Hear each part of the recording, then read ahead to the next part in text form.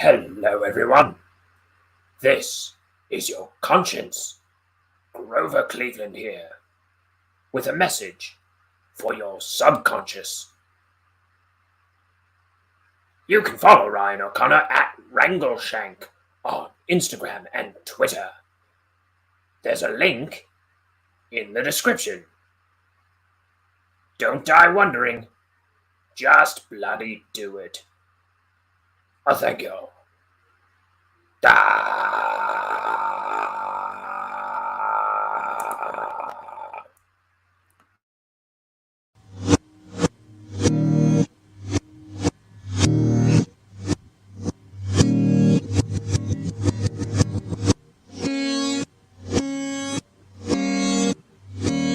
It's time for Ink the Book Show with your host, Ryan O'Connor. And now, let's ink the book.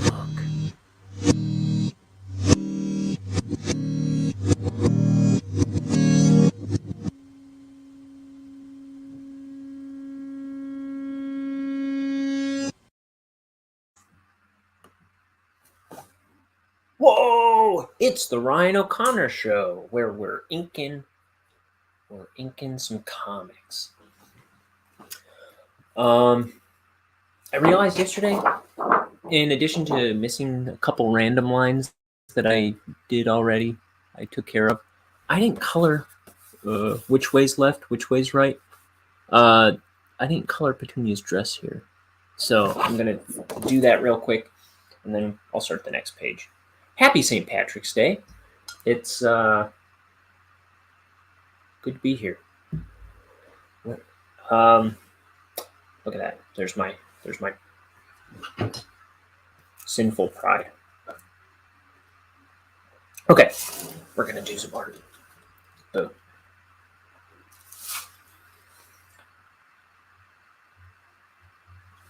So this is kind of like a sparkly dress that she's wearing. Oh, hey, Kat, how are you? Look, everybody, it's my best friend in the whole wide world, Kat Amen. I just saw a moment ago that you've got your wares being sold out of a vending machine in the Sacramento airport. That's pretty dang cool.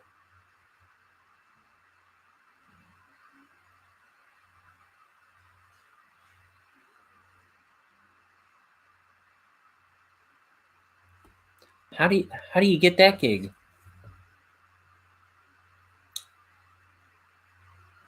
Oh, wait, did somebody just try calling me? Oh, my mom just tried calling me. She says, yeah, it's the typo. Coolest. Wait, let's see. My mom just tried calling me. She knows I'm on the air, I'm pretty sure. So let's see what she needs. The company is called Souvenir. That's cute. Yes. Oh, okay, because I made a huge pot of beef stew and mashed potatoes.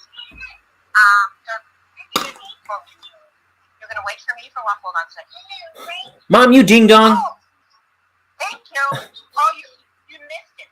She's talking to my nephews. He brought his bike over. My nephew just took the training wheels off his bike. And now he brought it to my parents' house and he's showing it off. Yeah. He took the training wheels off his own bike because that little boy is a man. Yes. He said he's going to go rake for me in the backyard now, but I need to give him $100. And he's going to rake for my grandparents, but he's going to charge her $100. Hey, Mom. No dinner included. Hey, Mom. Yes? You ding-dong. I just sent you a text saying that I'm on the air. I thought you wanted to talk on the air. Okay. Sorry, I didn't see that. I've been in the kitchen cooking. But are you going to come over and have some? I don't know. Maybe. Okay, well, whatever you want this year, if you want it. Okay. All the kids are coming over. I'm going to make shower shakes. Oh, yeah. And I have plenty of food, so. And, yeah. So you get to see them all. on the tea brain right this bite. Yeah. All right. That'll be I'm cool. away because I got to finish cooking. I just want to let you know, okay? Okay. Thank you. I'll talk to you later. All right. Bye, Mom. Okay, bye. Love you. Love you.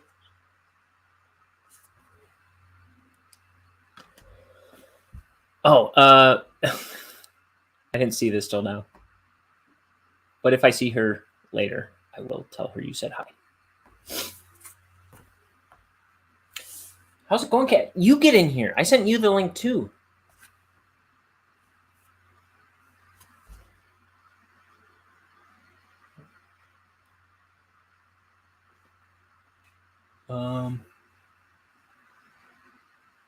Got any St. Patrick's Day plans? It looks gloomy, but it looked gloomy yesterday too, and it was pretty beautiful out. In spite of being overcast. Pretty sure you will see her again sometime. If she's lucky. You're working. That's lame. See, you already knew. You already knew that was lame. Okay. Well, fine. Be a baby.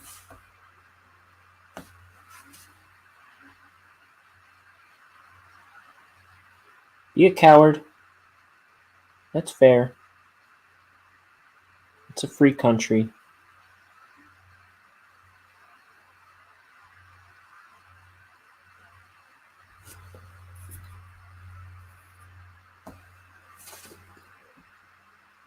So, what else is new?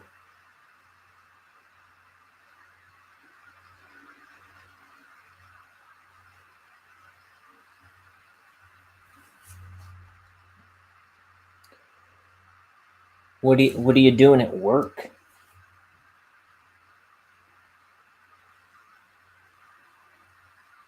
Kat's my big shot artist friend. She has a link in the description too. Where I always link to her little ow, hit my face. I always put a link to her Etsy shop, which is my crafted studio, where she puts a bunch of like laser cut jewelry and accessories.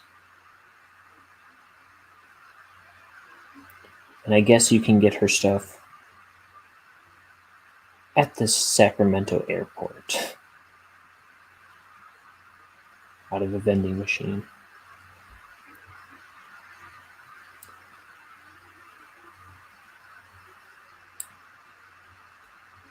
Yeah, she's got like Sacramento specific stuff in there. I believe it was. So like stuff that's not sold in her other store, I don't think.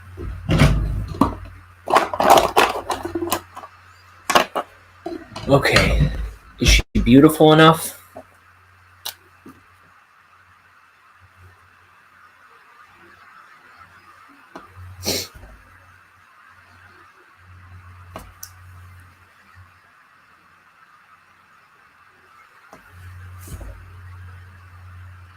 Okay. Good enough for me, good enough for the world. Now here's today's page, where we have another exterior shot of Cruxworks Poison Factory, where Bonehead works. This is page 126. Like 200, probably 240 now. Page graphic novel called Bonehead. Dang it.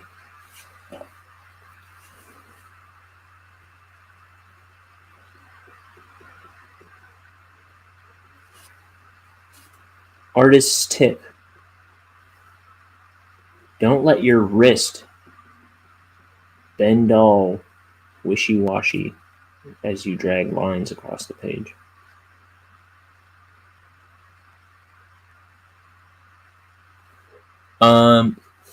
Yes.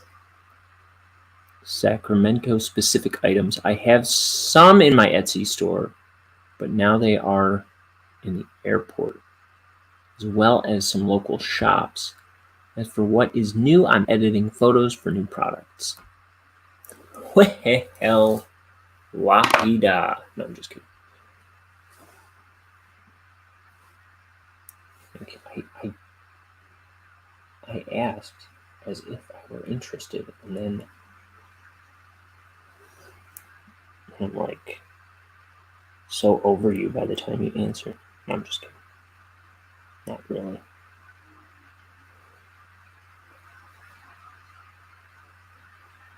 Man, I was jealous yesterday when Jessie actually responded, but she was like, "No, come bike riding with me instead."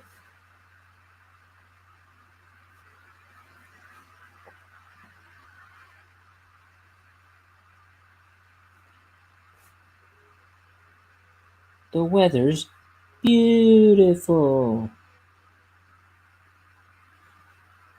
Today would have been a better day for me to do that, though. Or tomorrow.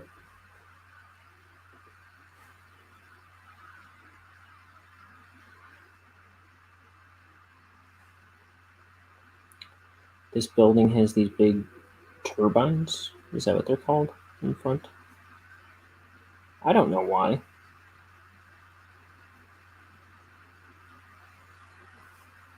I don't know nothing.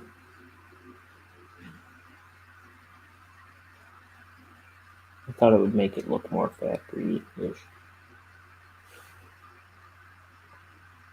I guess.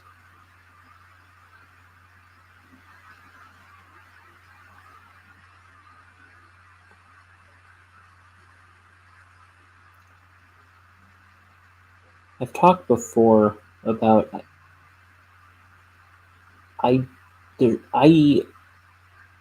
often don't know why I do things. I just trust my gut on a lot of stuff. I have a good relationship with my gut.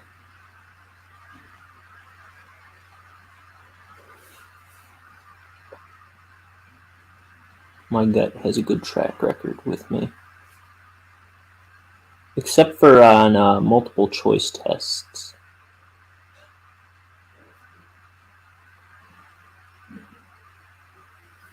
But out and about in life.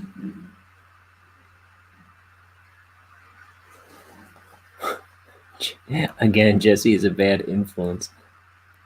She wants you to go outside and enjoy life. Dude, I need to go outside and enjoy life. This is only a sliver of life. And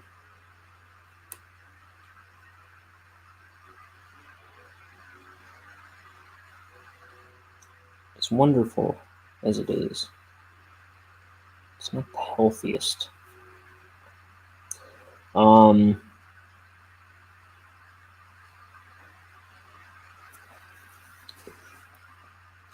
need to get out more. What was I gonna say? Oh yeah, this morning I was adding pages to this art book I was working on a while back. The temporary name for it is Wanderer. I don't know if I still like that name though. And I've got, let me take a look. 22 pages, 5 of which I put together today, or I arranged today. And they were all Bonehead images from earlier sketchbooks.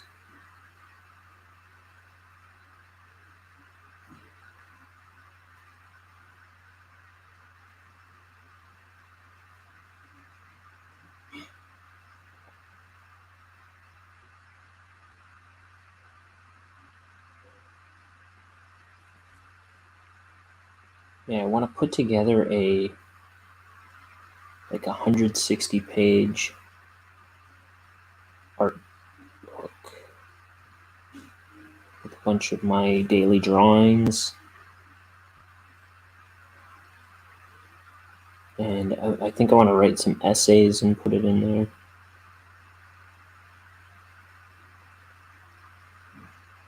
It's just, it'll have like information about my character designs and some thoughts on those. And like projects I'm ruminating on and projects I'm making, including Bonehead.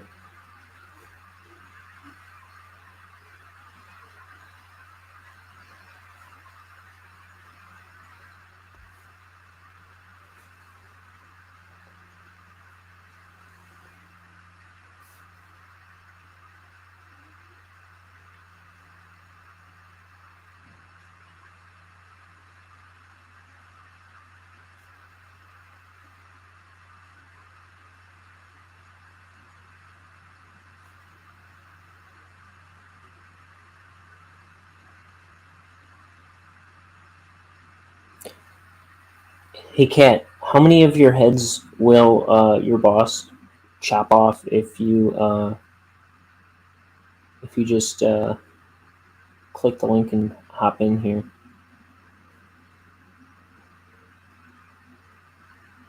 Will it surely be the end of the world?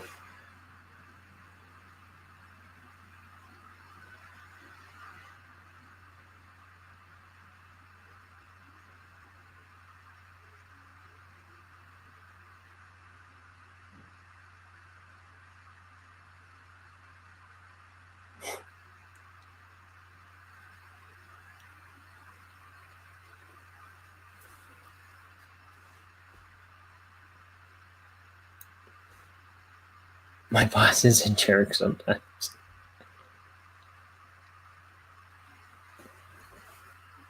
If she catches you, tell her you're on with the district manager.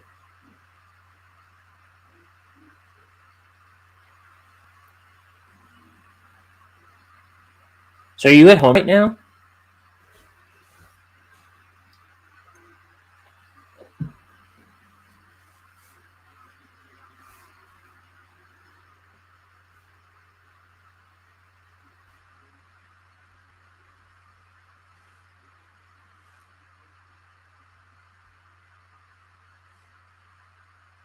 She's like, this is the last time I chime in the chat. I'm trying to take photos.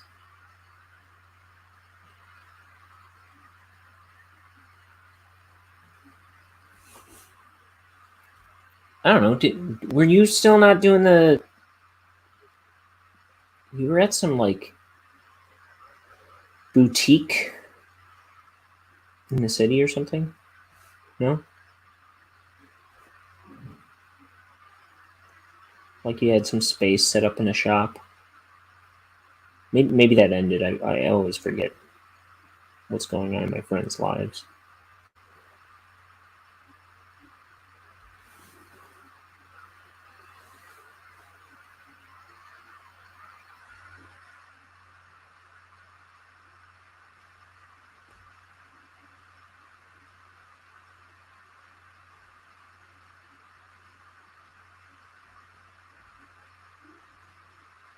I sell stuff in stores, but I don't work at those stores. I thought you had like a space set up where you were working in a store some of the time.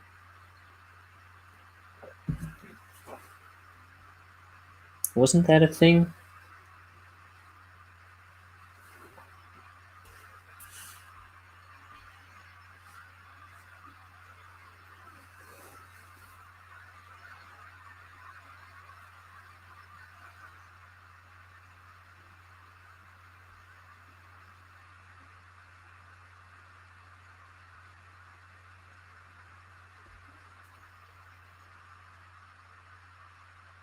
She's never heard of this life I've made up of hers.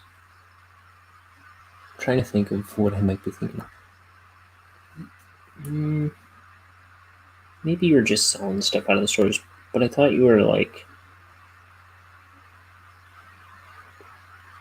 I thought you had like a little corner counter at some antique store.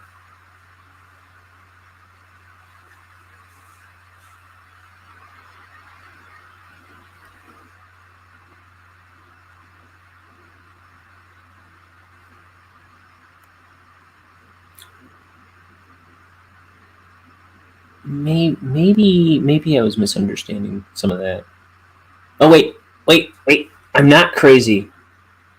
Suddenly she knows exactly what I'm talking about.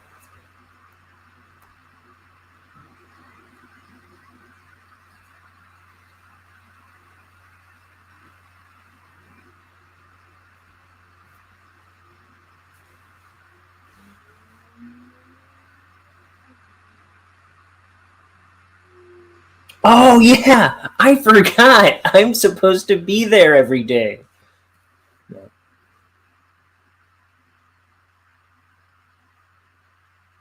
Kat, are you 6 months late for work?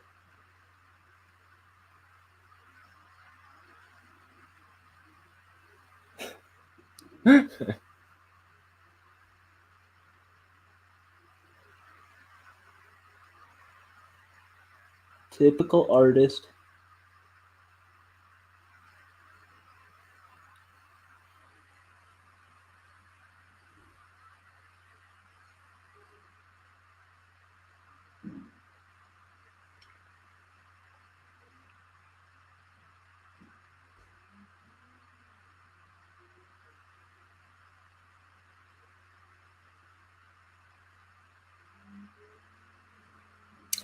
Yes.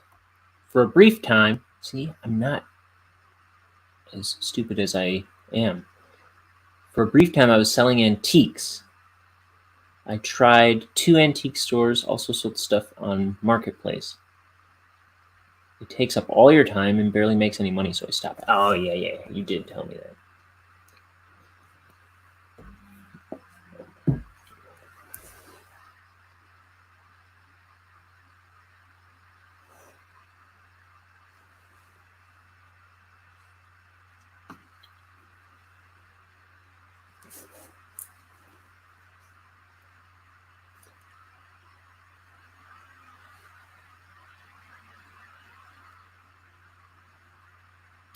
This little logo, I've said before, I know, but this Cruxworks logo is supposed to look like a skull.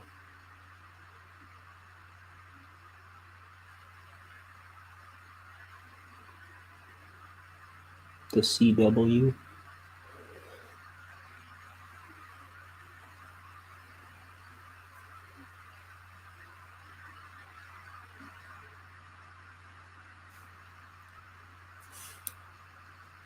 And thrifting in California sucks, so it was just too hard. Like when you go out and shop for like odds and ends to work into your stuff, is that a thing even that you do? Or are you just furnishing your house? Because I feel like it could go either way with you.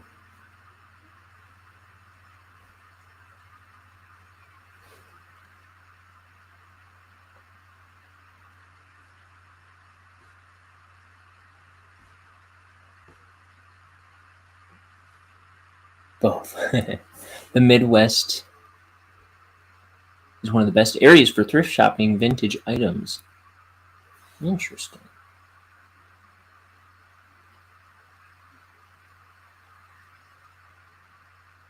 It's like the only thing going to the thrift stores in California are last year's electronics.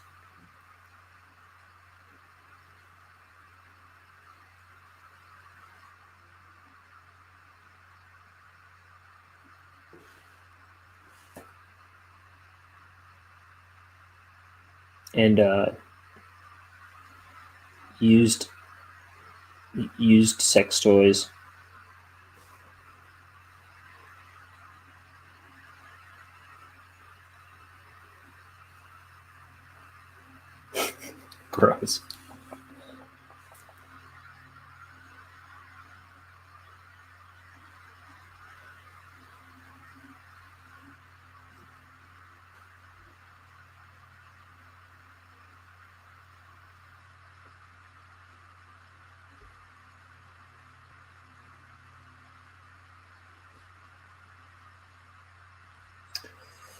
I have it looking like it's daytime here, but it should still be nighttime. I gotta be thinking with all cylinders of my broken brain. Prices are high here, even for items not in good condition, because they're more scarce, I guess.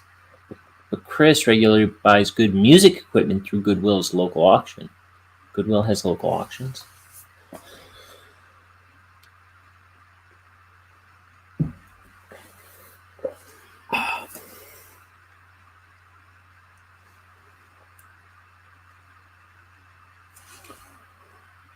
See,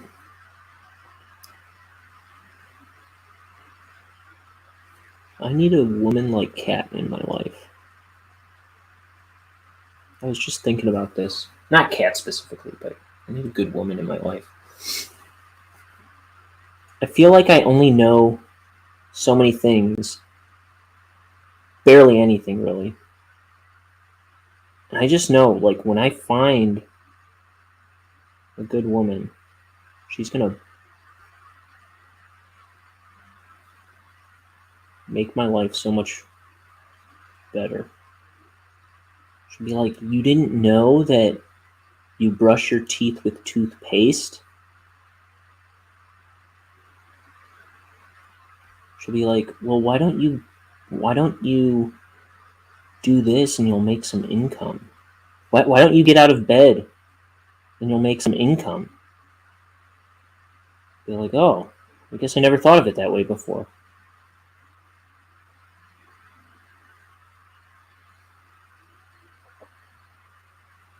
Would Chris be going to local Goodwill auctions if he didn't know you to get good music equipment?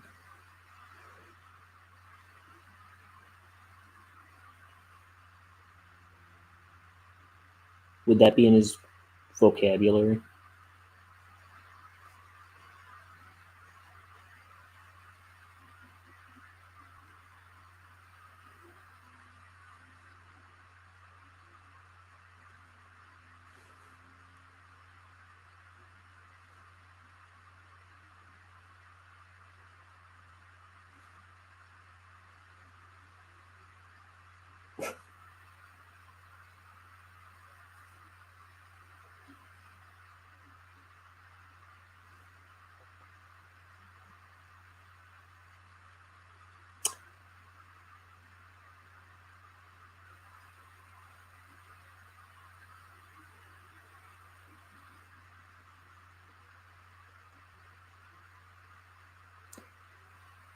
I told him about Goodwill auction site, and he finds things all the time. I've never gotten anything from it. He owes me. When you say site, it's a website, right?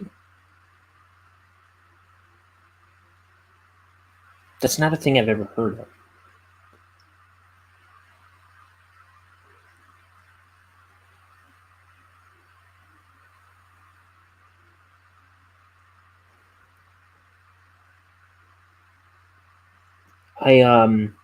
I've been looking for a good 11 by 17 scanner, and I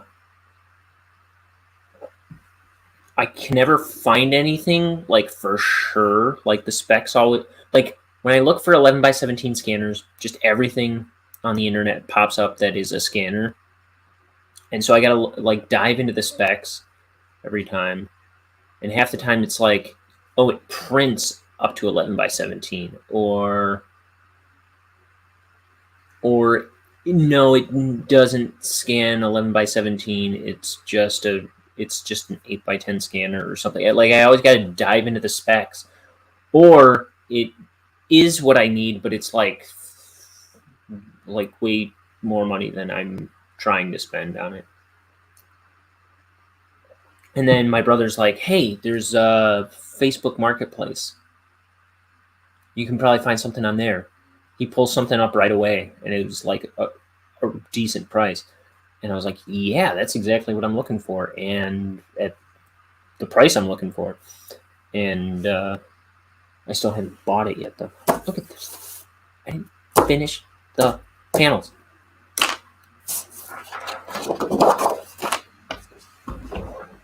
I'm gonna punch my past self, so my past self will learn a lesson.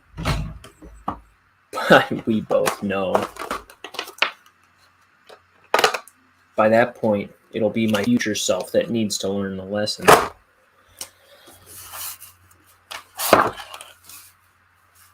Punching never solves anything, but I keep trying.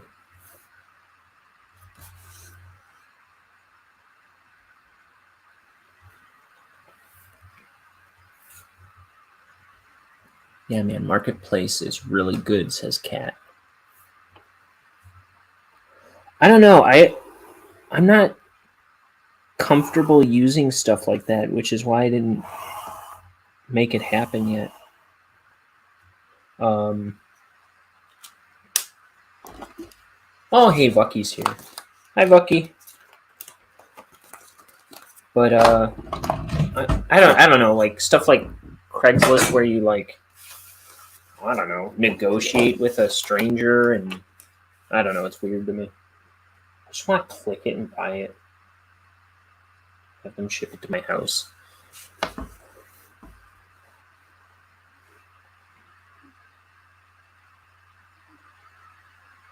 don't want to develop a relationship with some guy who's cleaning out his house.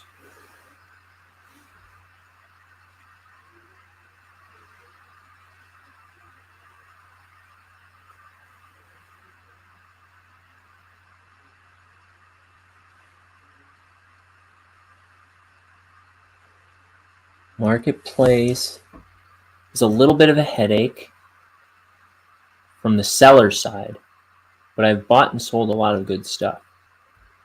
Do you remember when I asked you to come with me to meet up with someone off of Craigslist? Yes, because you were afraid of being hacked into pieces. Vucky is not a fan of Facebook Marketplace. Interesting.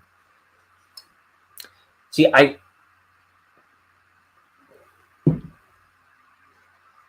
kind of like it, but like I say, I don't like having to like negotiate or like set up arrangements and stuff. Like, I don't know, it's weird to me. You bought printmaking supplies from him, but I needed a wingman in case it went sideways. Yes, but he was very nice, if I recall. Didn't even hack us up a little.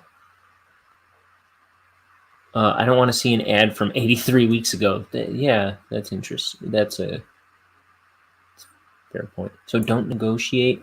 I guess I'm not. I mean, just like because I just don't know how you go about paying them necessarily. Do you pay through Facebook, or do you like? And then like, how do they get it to you? Like, do you have to go pick it up? Are they going to send it to you? You know, that kind of stuff. Like, Ryan, do you have a gun? I don't. Maybe 12 years ago or so, I was going to apply for my FOID card, and I just never followed through because I didn't feel like it.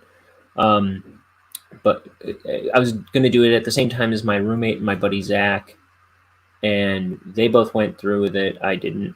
So my other buddy Tyler, he is my roommate, and he has a gun around here somewhere, and ammo.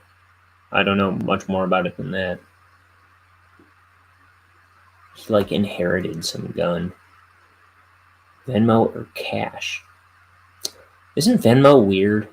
I think you can turn it off, but it's weird. It's weird to me that like everybody's transactions can be like broadcast to everybody on the app. Like all your contacts transactions, like, here, I paid you for a lobster dinner. I paid you for rent. I paid you for... It's weird. It's a weird feature to begin with. Like, why is that even a thing?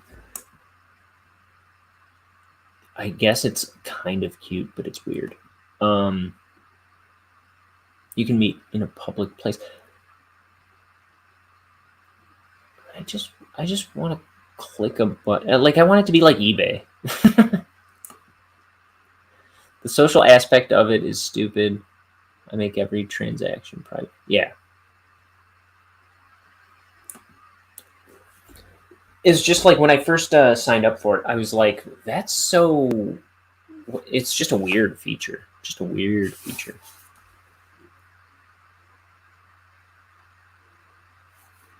Like, since when does anybody want the comings and goings of their cash made public?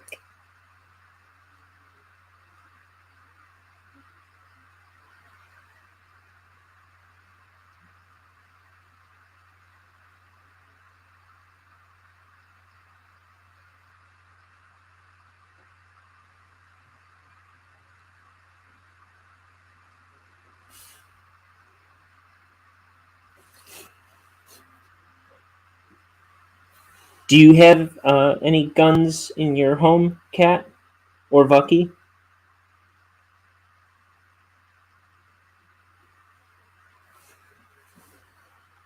Out of curiosity.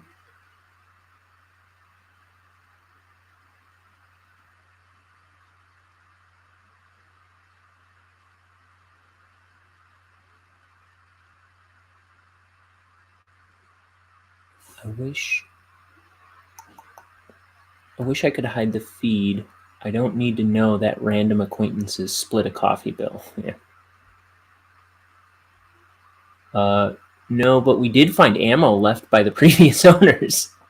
That's funny.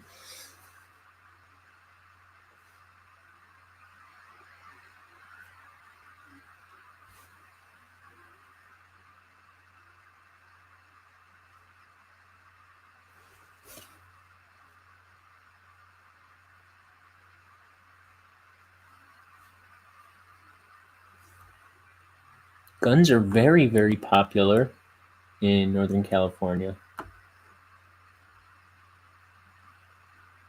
How popular are they?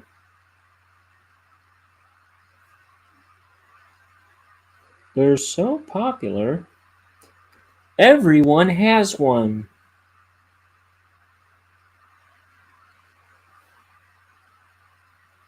I don't know. I couldn't come up with a good joke. I'll never make it in this business.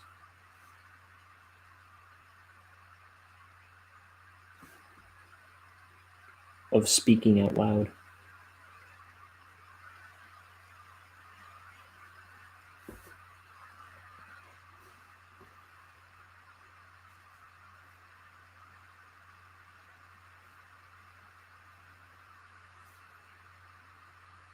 Hey, Kat, I don't know if I've asked you before. Have you seen The Wonder Years? I keep chipping away at it, and I love it so much.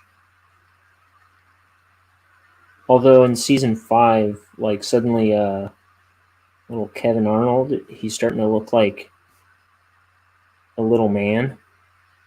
And it's kind of...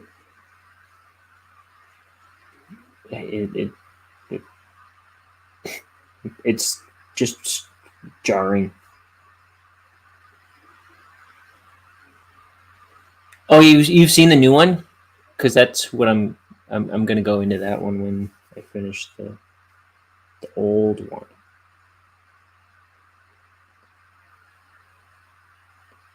Is it like it? I know it's... Is it supposed to be the same family? Or is it like... Does it take place in the 60s, the new one? Or does this one start in the 80s or something? I don't really know much about the new one. I've seen ads for it, but... Is it Dule Hill? Oh, you are talking about the original. Yeah. I intend to watch the new one afterwards. But I had never really seen the original one. It was because I'd seen ads for the new one that I started watching the old one. And then... and because I had never had any interest in it, and I'm loving it so much. It's so well written. It's so good. Nope, super different. It's in the 60s, but the family is black. Very different experience. Yeah. Okay.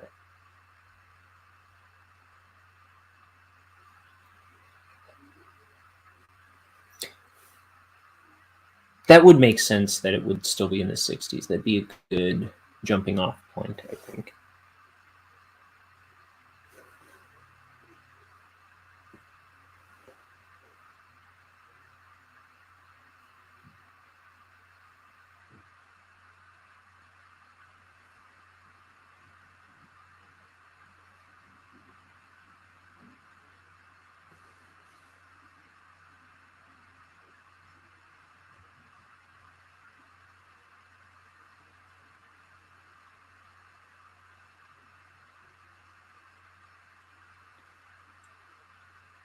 Both are great.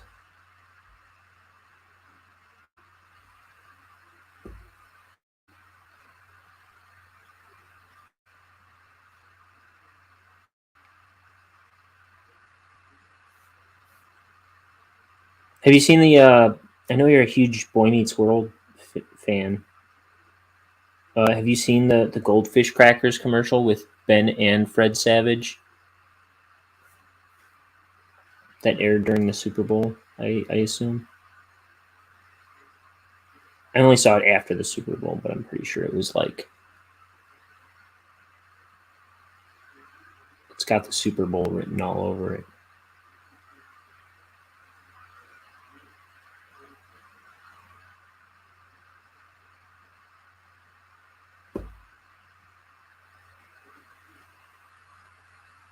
Yes. So weird.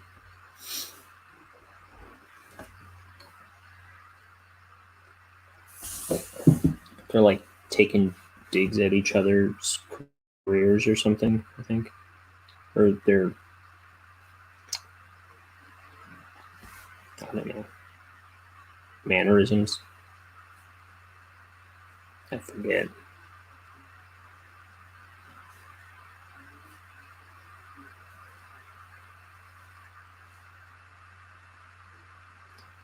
So I think I do have to go to the store and maybe get a haircut today if I can squeeze it in. It's already 5 o'clock. I don't even think I don't know what my day is going to. I can get a haircut tomorrow. It keeps getting put off.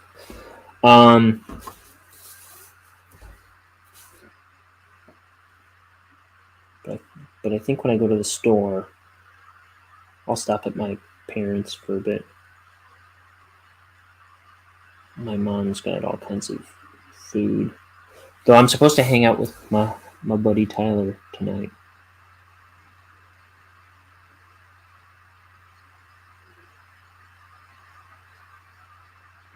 Hey, Kat.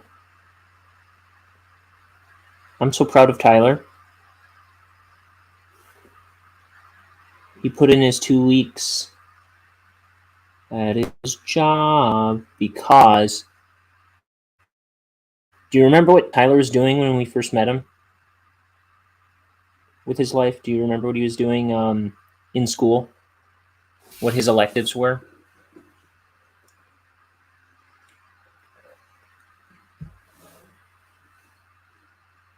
Oh, okay. So you know. Yeah, he got a job doing CAD.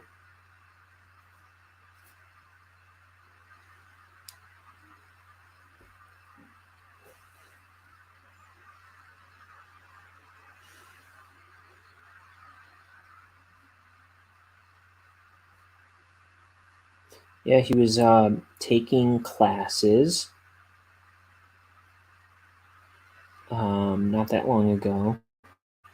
He took like a 2-part course through some online schooling. And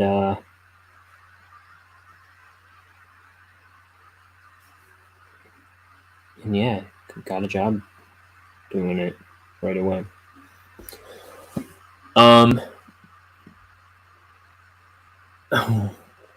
what he was doing with his life at age 15. Yeah. It was that and photography. That's what he was doing in high school. Harassing me in the hallway and carrying around a cooler full of Balls energy drinks. Yeah. If he could find them, I'm sure he would still be doing that part too. Do they still make those?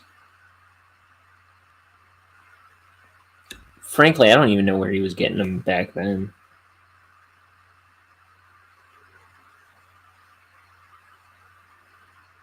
He always was carrying those around for a while. Balls energy drinks. I'm very excited for him. How much longer am I going to be? I'm going to be a while. I don't think this page is too involved, but I'll probably be around a while.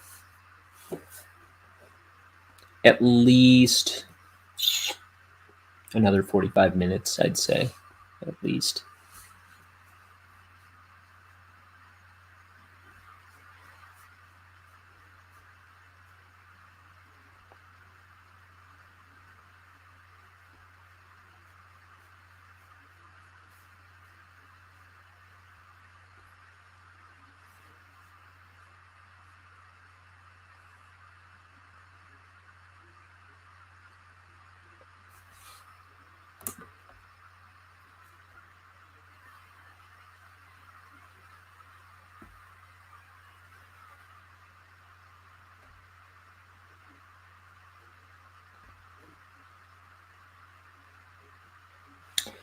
Did I ask, did you have any St. Patrick's Day plans? This, I said it was Friday. It was St. Patrick's Day, but it's today is Thursday. Everyone I've asked if they have St. Patrick's Day plans has said no this year.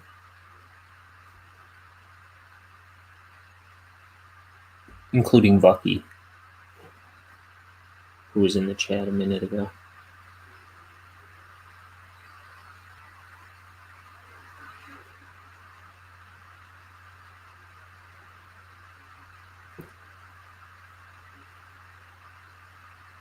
Nah, I never do.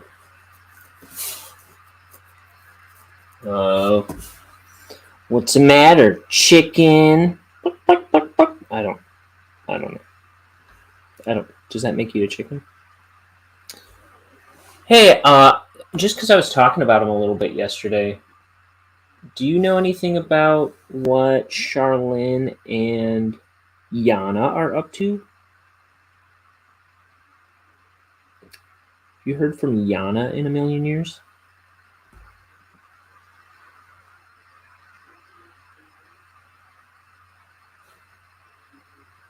I'm just curious. Charlene, I kind of see posts of hers. I have no connection with Yana these days. I don't know if anyone else does. Probably Milo, maybe. Nope. And, oh, man, you know Danielle's Matt was in some kind of accident? Did that happen skiing? I understand he's still recovering.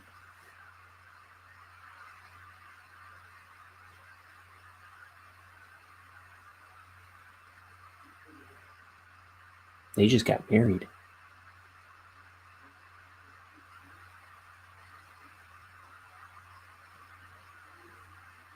But he was looking all messed up in a hospital bed. I think it happened when skiing.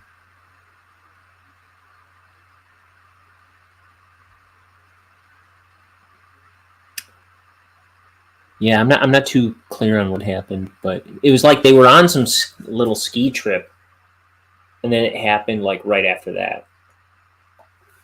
I've seen pictures of him in a hospital bed. Yeah. Oh, good. Last I heard, it was I didn't see pictures of him or anything. I just saw that she had posted something saying that he was still healing.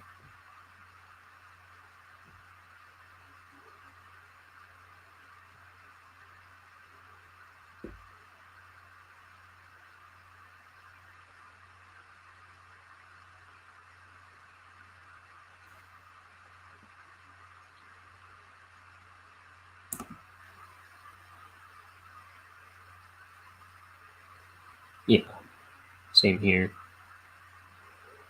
I don't see anything from Charlene on Instagram. I see her on Facebook sometimes. Not so much lately. For a while, I was seeing her all the time. Her and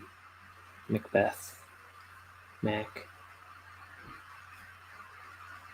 who I've never met. I heard that dude talk, and I didn't expect that voice to be coming out of him. But I think his voice was higher pitched than I was expecting. But it's also like a Puerto Rican accent, if I'm not mistaken. And I know I told you this before, like when she was talking to him, I thought she was doing a bit at first, but then I think she just picks up the Puerto Rican accent when she's with him.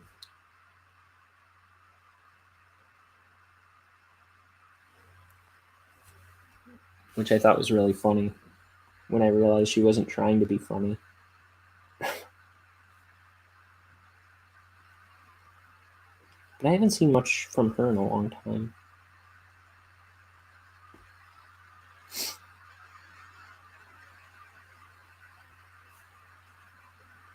But she was doing like glass blowing, tutorials or something on cruise ships for a while, I think.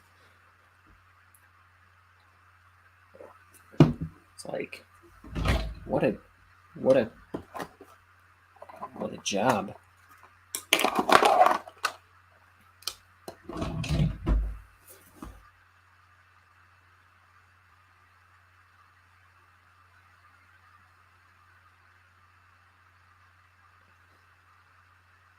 Yeah, Charlene.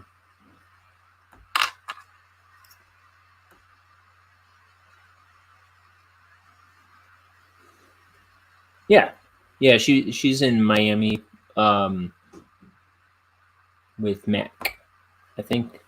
So I'm gonna disappear for a minute, but I'll pop in StreamYard when I come back. Oh, cool. All right.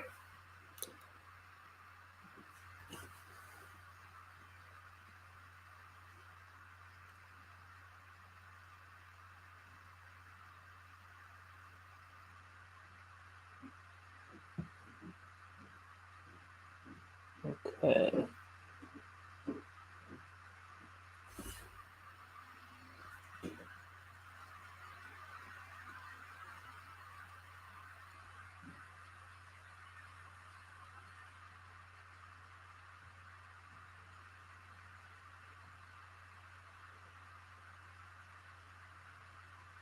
This is the way we ink the book. Ink book. Ink the book. This is the way we ink the book. All through the town.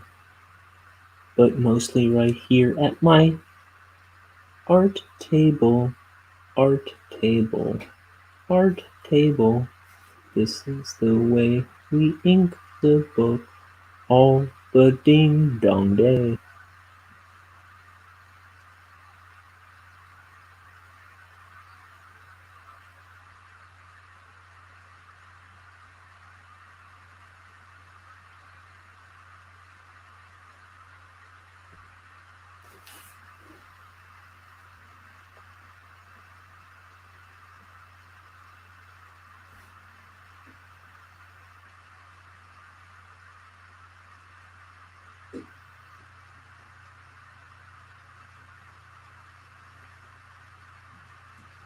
Crux.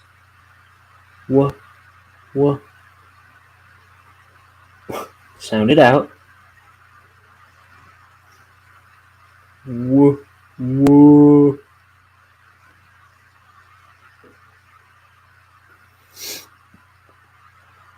It's an R. Crux. You already said it earlier in the word. Crux were. Crux were. Okay, finish the word. Crux. Work. Almost there.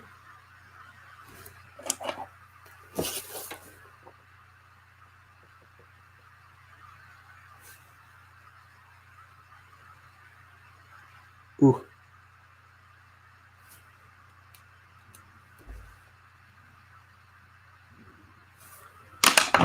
That ain't working.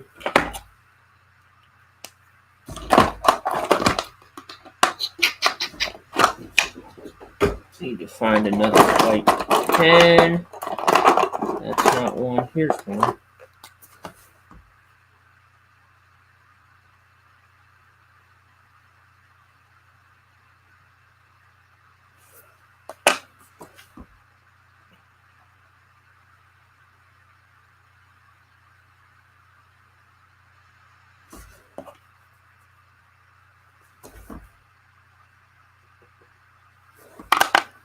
Crux work Sis. Cruxworks.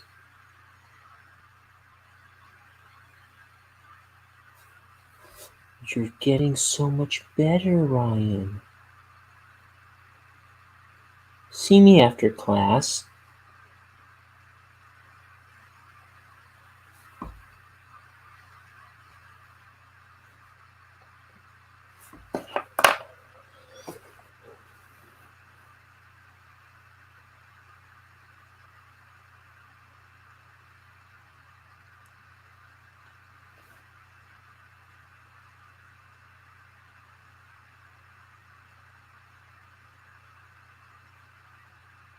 I don't know what I pulled this back out for exactly. I forget. Okay, so it's also nighttime, so we want to darken the sky. And the sky grew black as blood. It's from an episode of Ren and Stimpy. Where, let's see, what was it? Ren keeps having like super bad luck, and it's Tuesday the 17th, the unluckiest day of the year, according to Ren and Stimpy. It's like Friday the 13th. I looked it up one time. It's exactly 1 week after Friday the 13th. No, that's not right. It's the same week as Friday the 13th. That makes more sense. So any week that would have Friday the 13th will also have a Tuesday the 17th. Is the conclusion I came to.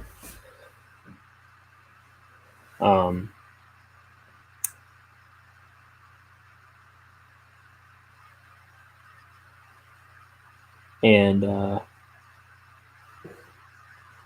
Ren's like scared because everything he does, he's just getting like his teeth kicked in by horses or whatever, whatever it is. But he's just having like profoundly bad luck. And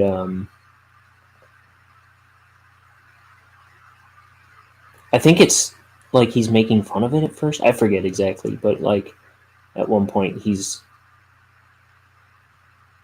it even that one? It might be a different one. It might be the one where he's afraid to die. And then Stimpy's like, to calm him down, he's going to read him a bedtime story. And he pulls out this book that just says Poe on the cover. And he opens it up. He's like, the sky grew black as blood. And then it like time passes, and then he's finishing the story, and it's like, what is it? It's and his last words, as his head rolled across the floor, were, "Ah!" I tried to lean away from the microphone as I did that, so hopefully I didn't blow anybody's fragile little eardrums out. I'm sorry if I did.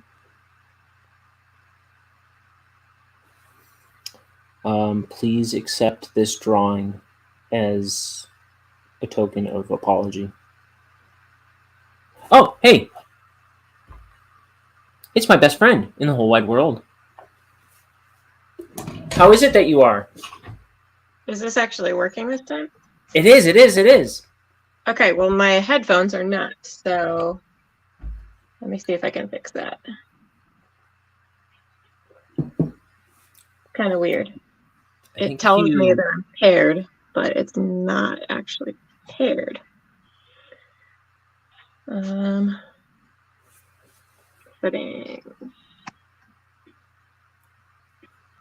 But you can hear me? I can hear you through my phone. I'm trying. Uh-huh. Okay, I think I fixed it.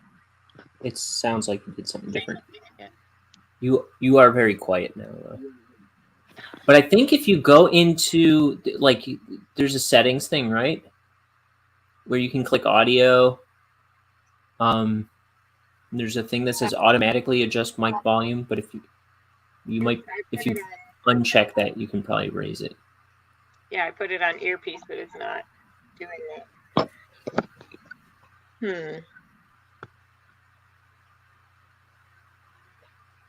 Yeah, my phone says that I'm paired with my headphones, but I'm not. So let me try it again.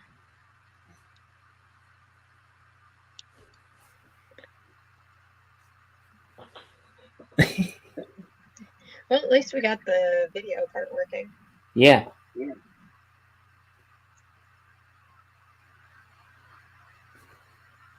Yeah, it's not working. It says, okay. I'm going to leave for a minute and I'm going to get different headphones. Okay. Okay, I'll be right back. Okay. Guys, it's my best friend in the whole wide world.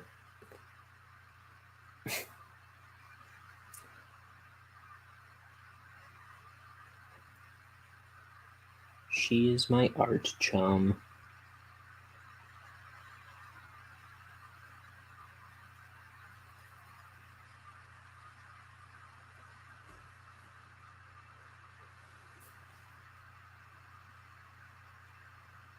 She is my art chum. I don't want to say only art chum.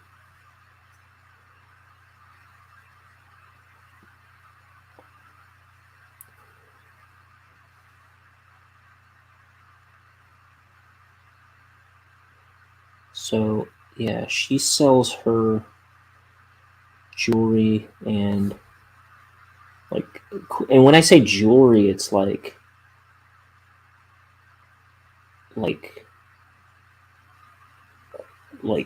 stuff that she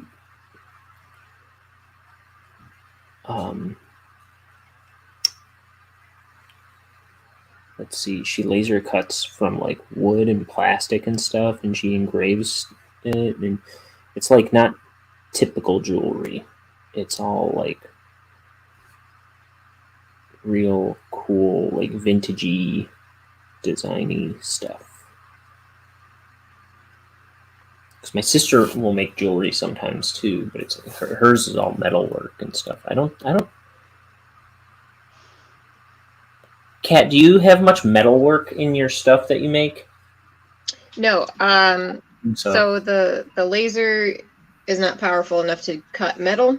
Mm-hmm. So I just started. I just started buying some brass pieces to incorporate into it, but I didn't make them because I don't have anything. I don't have equipment for that kind of thing. But I do like the look of metal in jewelry sometimes. So I've been trying to find ways to incorporate it with the laser cut stuff. So why do you think the video is working again? I don't know. That's really weird. I'm just gonna say you did it wrong before. No, I'm just kidding. No, I have no idea. Well, and now I have to use these. I was trying to use Bluetooth headphones, and it said that I was paired. Like I tested it before you let me in, and it said that I was paired. Then all the sound was coming through my speaker, so I don't know what that was about. So now I have to wear these. So if I move and knock my phone over, I'm sorry. Okay. So what are you doing now? Are you still working? Okay, so yeah, I'm still working, but I tried to find something else I could do so I could talk to you. So I have these keychains that have been out of stock for a while that I have like I have this handful of Royal Tenenbaums? Yeah. These Which are I all own, paid. but I I've just only seen haven't it finished once. them. I don't remember that. But what's that? You should watch it. I have this handful of these keychains that are painted, but I haven't finished them. Oh. So they look like this. This has a protective paper over it, which I then paint over that, so it's like a stencil. But then I have to peel it all off to reveal what's underneath. Oh, interesting. So yeah, so I have to do all of that, and it's really tedious. And is that engraved and painted? Mm-hmm. Cool. Yeah, because when it's engraved, I don't think I have an example. Like, I don't have an example of the specific keychain, but like, let's see. I'm trying to find something else. I have this. So this is a gray acrylic that has the engraving, so you can just see that it's gray. So there's nothing in that engraving. I have, here's an example. I did this was like a prototype for a keychain I made for Meredith because she likes Totoro. Totoro, yeah. So there's no paint in there. It's just it's just like lighter when you and some colors it shows up better than others. Like, you don't have to paint it, you can still see the engraving. But so for my keychains, here, and you can see the difference. So this is the protective paper on Totoro, and this is without the protective paper. Oh, okay. And it confuses people a lot when I post like in progress things, and they see this, they think that it's wood or something because the sticker paper is brown. So that's how I do like all of my stuff. I'm gonna see if there's a better angle. So is your printer, maybe not, or your laser working again? I mean, yeah, working. It's it's a piece of crap. Rip off. Yeah. Don't ever buy a hobby laser. They're terrible. They market them like you could get one and run a business with it, but they're not good. It's really just the software mostly, because the whole thing has to run off of their software, and their software sucks. And if they make a mistake with their software, because it's all like their software is constantly being updated, and it's like your machine is connected to it through Wi-Fi. It's a browser-based software, which is terrible. So if they make a mistake and there's like a bug in the software, that's what happened. My laser was unusable for 2 months because they had a bug in their software. Yeah, so I couldn't work for 2 months because of their mistake. And it's garbage. So yeah, I'm really mad about it because I don't think they handled the situation very well. But until I get a professional, nice machine that I want, I'm doing what I can. But I mean, it could happen again at any time. So, dang.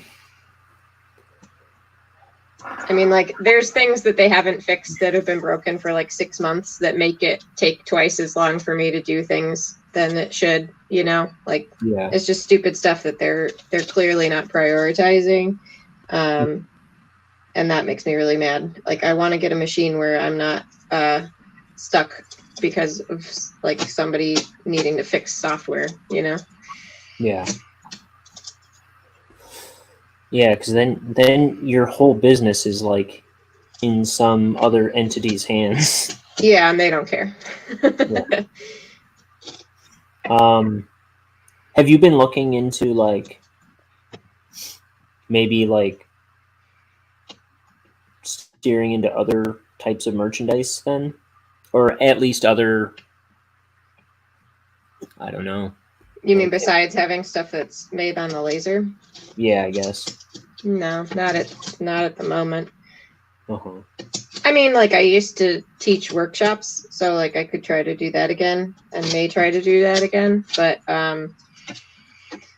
as far as like product creation, like, I'm not an illustrator. I'm not you know, I have like minimal design knowledge. I mean, like, I studied some graphic stuff, but I'm too behind the times to like.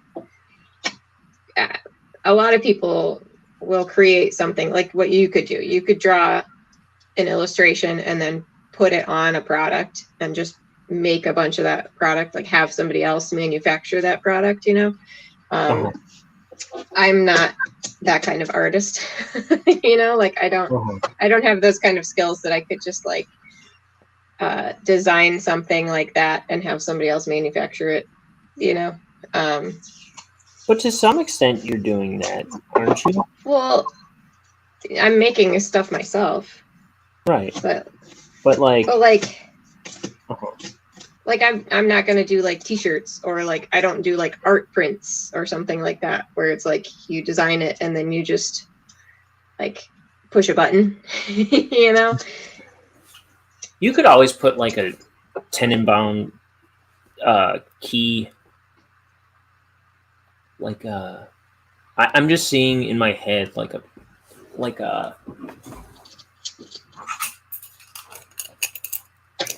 like this kind of like what do you call it, like stenciled onto, like let me show you. I've got all this like They Might Be Giants imagery in my head. Like kind of screen printed, like this kind of stuff, but like it's like the Tenenbaums, what you've got in your hand, like printed on the front of a shirt. Oh. Printed like this stuff. I don't know. Yeah, I mean, if somebody wanted that. Yeah, I mean, but like, is it a hotel in that movie? No, it's their house. Okay. Yeah, so I saw it once. I really liked it, but I don't quite remember it. I remember Gene Hackman. I remember Ben Stiller. I remember a boar's head. Yeah. It's Helena. But I don't remember the. That's my favorite one. It's definitely my favorite Wes Anderson movie, and probably one of my favorite of any movie. Yeah. It's good. I mean, I personally like stories about like character redemption, you know, like somebody who's kind of at the bottom and redeems themselves. And so it's got a lot of like, it's quirky, it's got like heartwarming family drama. It's got really great sets and aesthetics and great music. So it's got a lot of really good elements to it. I'm sorry you have like a really great shot of my ceiling fan here. I really didn't think my phone was going to work. So I didn't set it up very well. That's okay. I didn't think anything of it.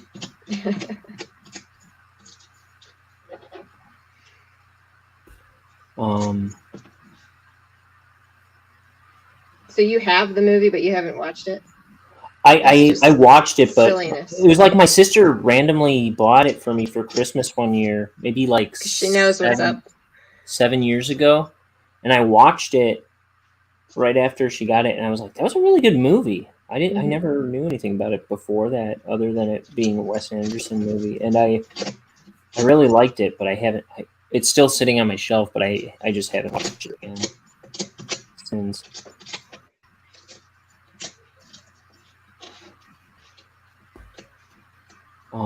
I think most Wes Anderson movies I've seen I really liked. I haven't seen the newest one. How about you? Is that the Grand Budapest Hotel? No, The French Dispatch, which came out last year. Oh yeah. Who's in that? I don't know, probably the same people that are in all the other ones. I would imagine like Adrian Brody and yeah, I'm pretty sure. One of the Wilson brothers. I don't know. I honestly don't know who's in it. Doesn't really matter to me. I'll watch it anyway. But I know I'd seen like a trailer a billion times on like Instagram or something, but I can't quite remember. But I've seen Rushmore, which I really like, or I recall very liking. good one. And Fantastic Mr. Fox, I know I saw, but I don't think I liked that one very much. I love that one. And what else does he do? I forget. Did you see Isle of Dogs? No. It looked too much that like one's- Mr. Fox. I didn't want to watch it. Oh yeah, it's exactly the same animation style, but it's cute. It's a good story. And Moonrise Kingdom, I've seen Moonrise Kingdom. I think that Bottle one's- Rocket. I remember it. Never saw it. Bottle Rocket's the first one he did. It's Yeah. not as much like the other ones, really. It's been a long time since I saw that one, actually. Probably leaving there's out a really Life important Aquatic, one. I never saw. Yeah, Life Aquatic. Uh-huh. Darjeeling Limited. I feel like you would like Life Aquatic. Me too. I always hear good things about it, but I just haven't gotten around. I don't watch any movies. Yeah, well, I feel like any movies that came out in the last year have really kind of just dropped off my radar. Like I keep forgetting that a Wes Anderson movie came out last year. Oh yeah. And then yeah, I was even gonna see the new Ghostbusters in theaters. Mm-hmm. And then I was still planning on seeing it, and then I was walking through the store one day and saw that it was already being sold on Blu-ray and DVD. I was like, that's it. Oh, it is? I really wanted to see that in theaters. Yeah, I really want to see that too. I didn't know that. I'll have to look and see. I wonder if it's on any of the streaming services yet. Yeah, I wanted to see that, but it wasn't enough to get me out into the theater. I just watched Scream 5. Oh yeah, because that's on Paramount now. That just came out last month, I think. oh, is it that long ago? I thought it was just- January or February. Yeah, they came out with a Scream show, right? And then I have not seen. and then a new movie Mm. with Courtney Cox and David Arquette and everybody. Yeah, Nev Campbell. yeah. I only saw the first one last November. Oh really? Yeah, so I caught up on all of them. I didn't know they were making another movie. I just got caught up on them, and I was like, "Oh, hey, look, there's another one." Is it Drew Barrymore in the beginning of that movie? Yeah. It's actually Drew Barrymore. Okay. Yeah. That's who my sister was this past Halloween, Oh, that's fun. and her fiance was Billy Loomis. Oh. Yeah, I since I just started watching it in November, I don't have the same feelings as someone who's been watching them for the past 25 years.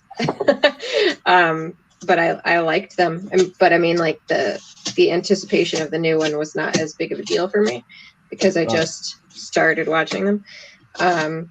But yeah, I liked them. I liked the third one a lot. I thought that was my favorite one. But yeah, I'm definitely behind.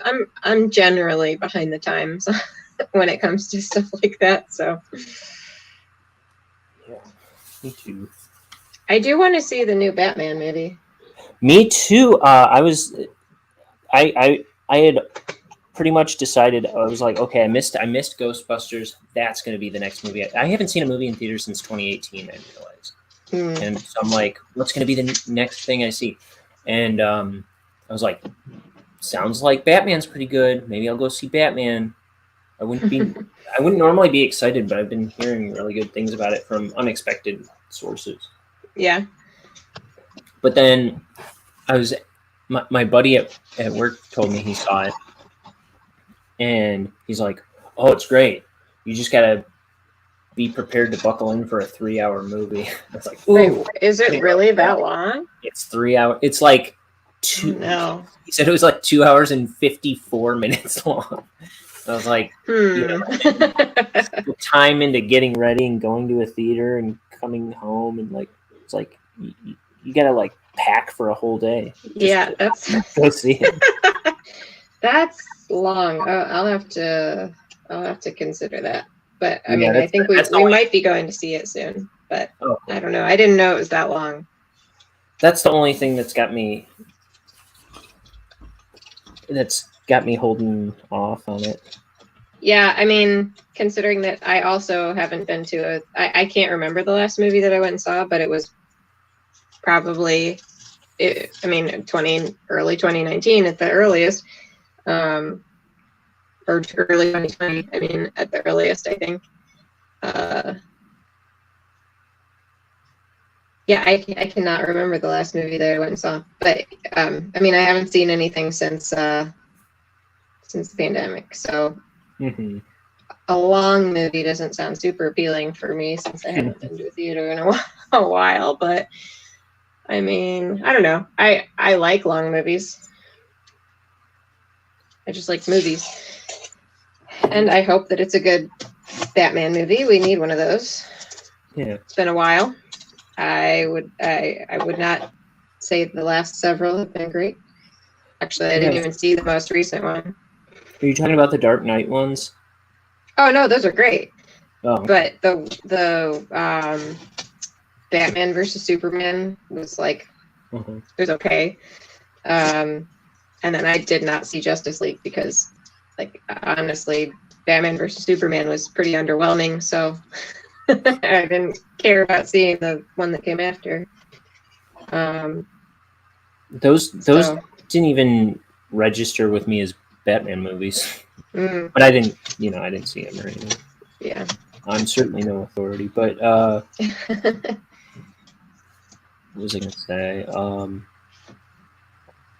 I see. I liked plenty of aspects of the Dark Knight ones, but it was like, why so serious? Indeed, like seriously, they were like, they're dark. They took themselves way too seriously for Batman, I feel like.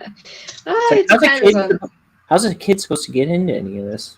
Well, yeah. I mean, that's the thing. Like, I'm not a big, like, comic book reader, you know? I'm not an authority on comic books. You'd have to ask Tyler about all that stuff. But, yeah.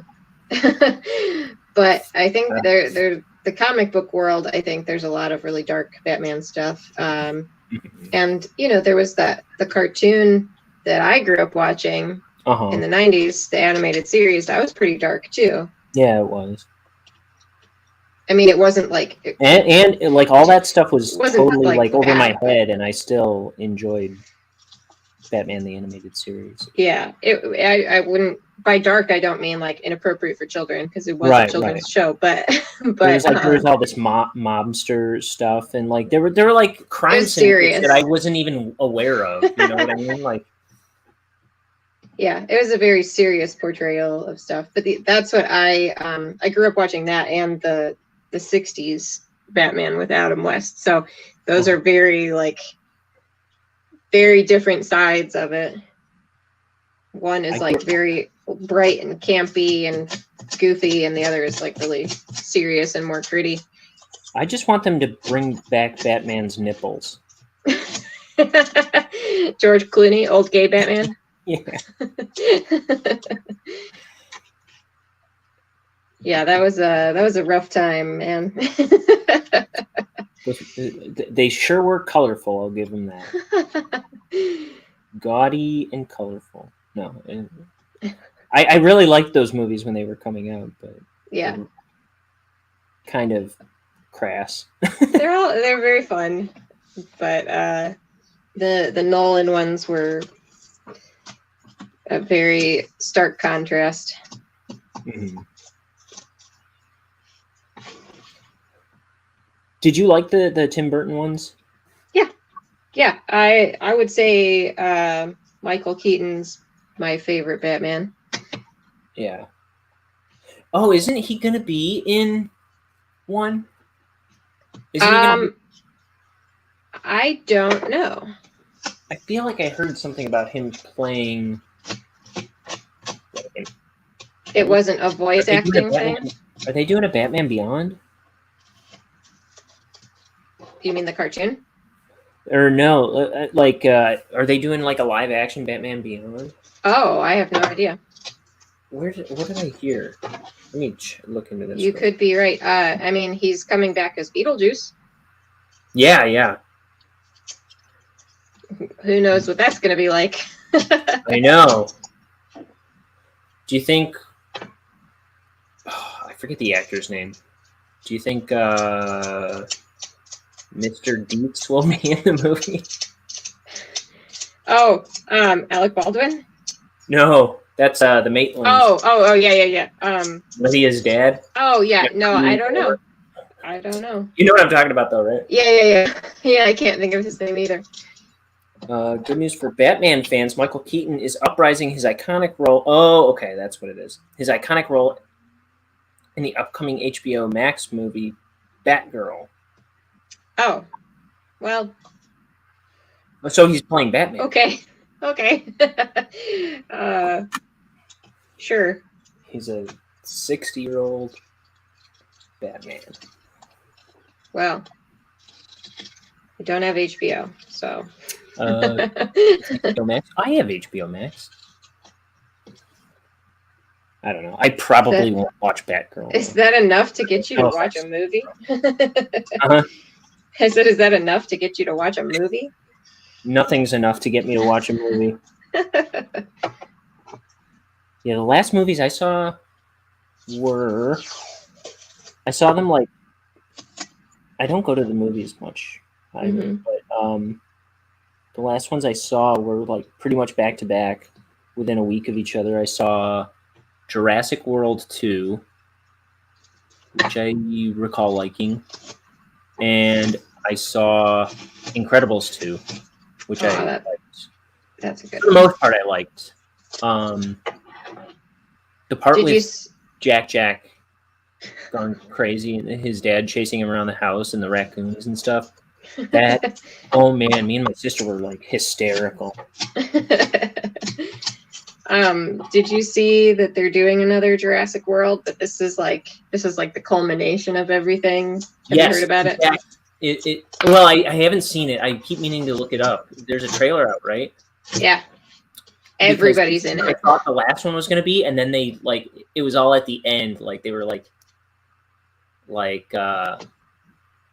showing how like dinosaurs are just roaming the modern world now. Mm-hmm. And I was like, that's what I wanted this movie to be. I will see that movie when it comes out. That's what I want. They've got all the key people from the first one. They've got Laura Dern and Laura Dern and Jeff Goldblum and Grant. Yeah, what is his name? It's escaping me right now, but they're all in it, so should be fascinating. Dude. And it's exactly what you're saying. It's like all about like the dinosaurs are like everywhere now. What are we gonna do? Yeah. Because they showed a bit of that in the trailers for the last one, and I was like, oh, if that's what they're doing, sign me up. But then it was all at the end of the movie.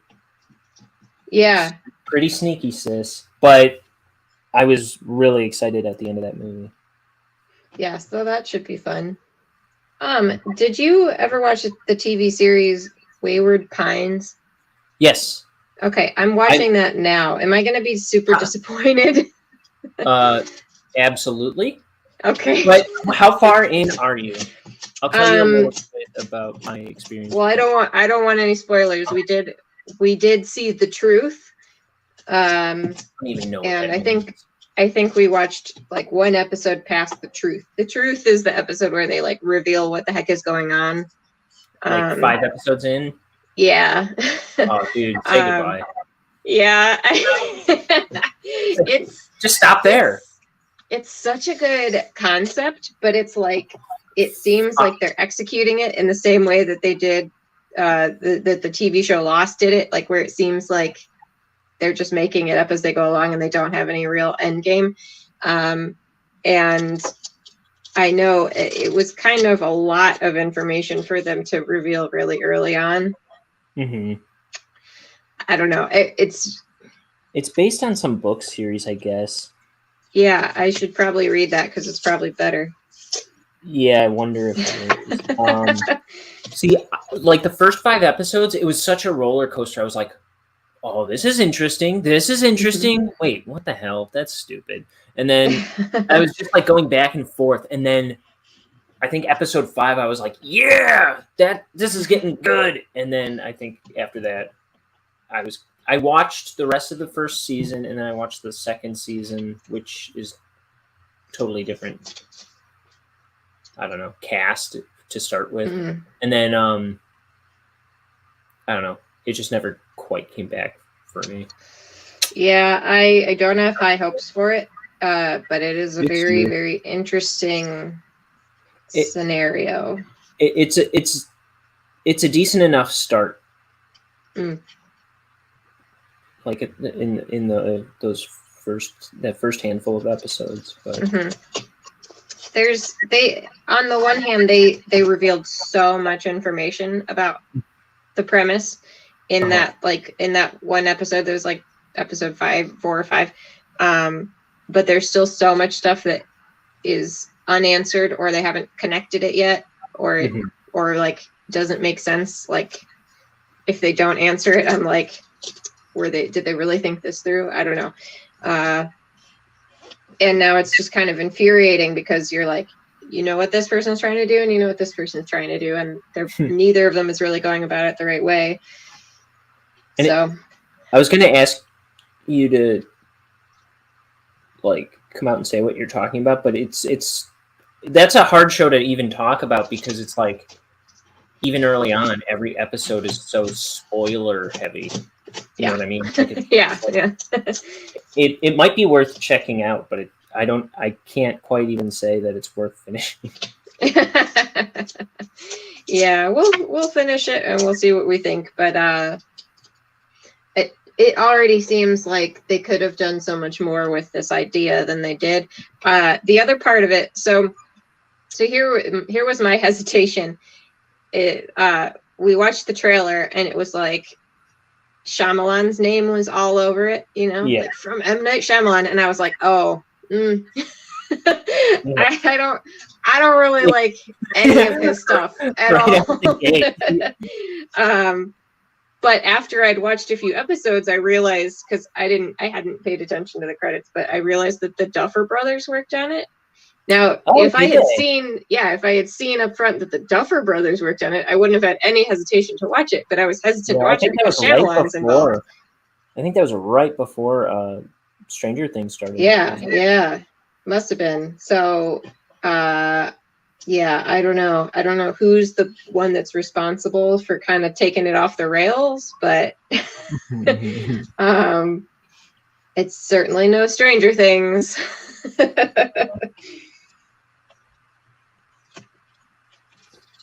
It's like I was really hoping to be in love with it, but it was like every week I had a different taste in my mouth.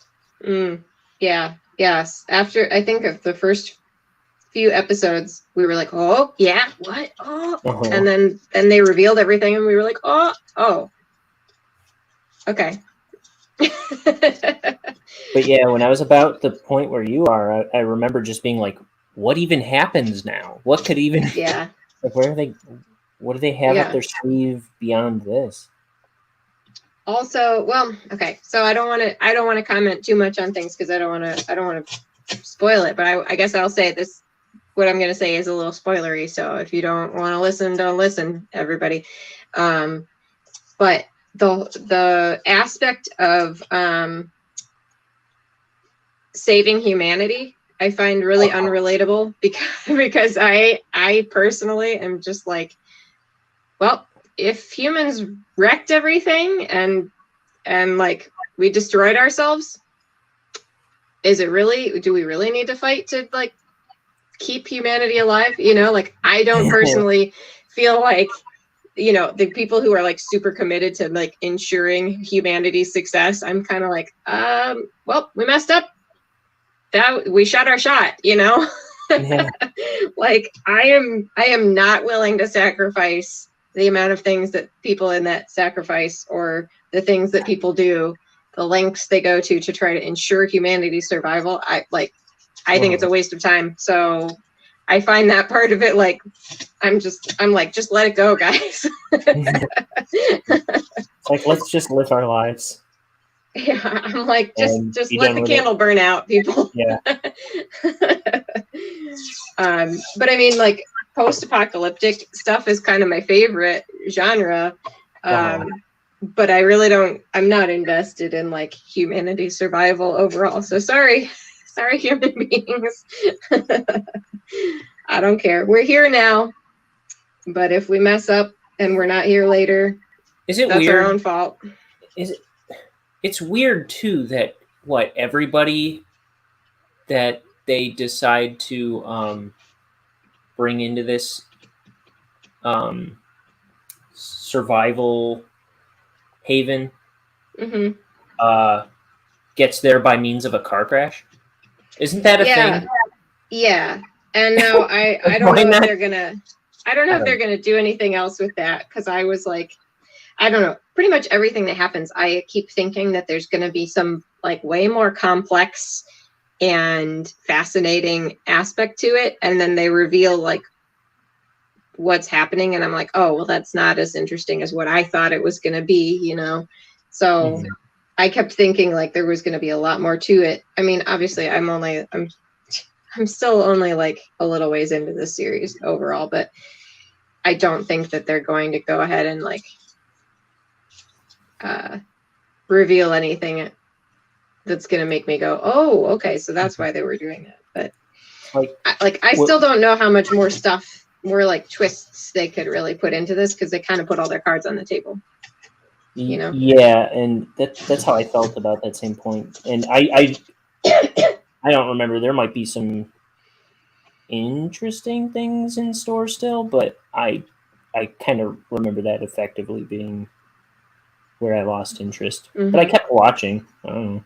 But yeah, when that show came out, I don't know if Gravity Falls had just ended, but I was like, or if it was still going, and I was waiting for more episodes or something. But I was really like into the like conspiracy mystery. Yeah. I needed my palate quenched with more of that kind of stuff. Yeah, like, it's very much in that I was like, genre. this came at the perfect time, and I don't know. Or did it? Yeah, no, it definitely is that similar feeling of a show. I mean, it is there's a lot of like Pacific Northwest sort of setting. But I mean, it's Idaho. but like, I don't know. I haven't spent a lot of time. I don't know if I've even been to Idaho. It's very close to where I am now, but I didn't know that Idaho looked like that. I mean, it's very pretty. Yeah. I forgot that was Idaho. Well, part of it's Seattle. It goes back and forth between Seattle and Idaho for a lot of it. See, Idaho always sounds like Midwest to me. Yeah, that's what I picture as well. But also, if you saw where I am now, you would also think that it was pretty Midwestern. There are a lot of parts of the country that look like the Midwest, but with like strange little details thrown in. Like here, everything pretty much just looks like the Midwest, except there's palm trees everywhere. Yeah. And then like every now and then you see a mountain.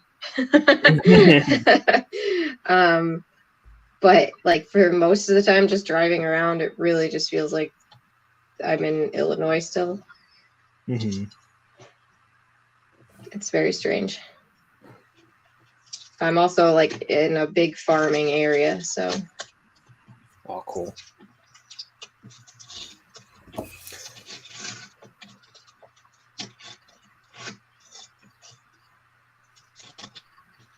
So, what am I trying to say? I don't know. Anyway.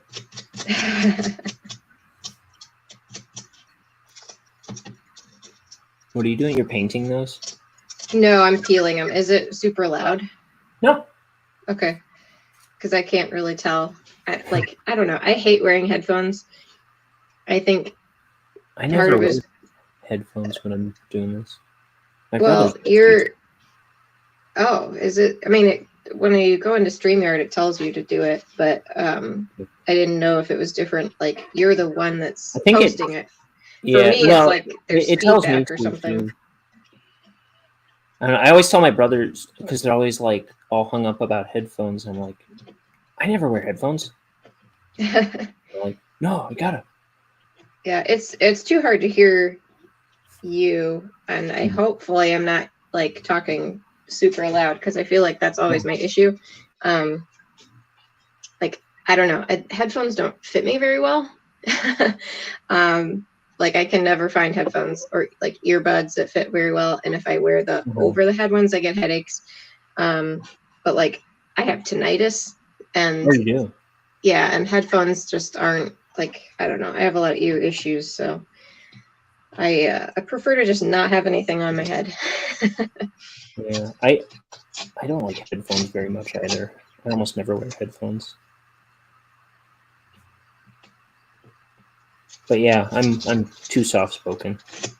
I have today. It's the first time I've done it, I think, but I have my audio turned up all the way.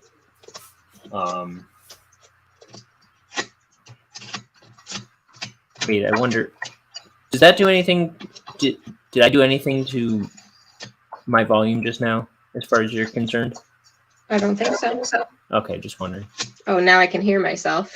Okay, I just turned up the volume on my computer, but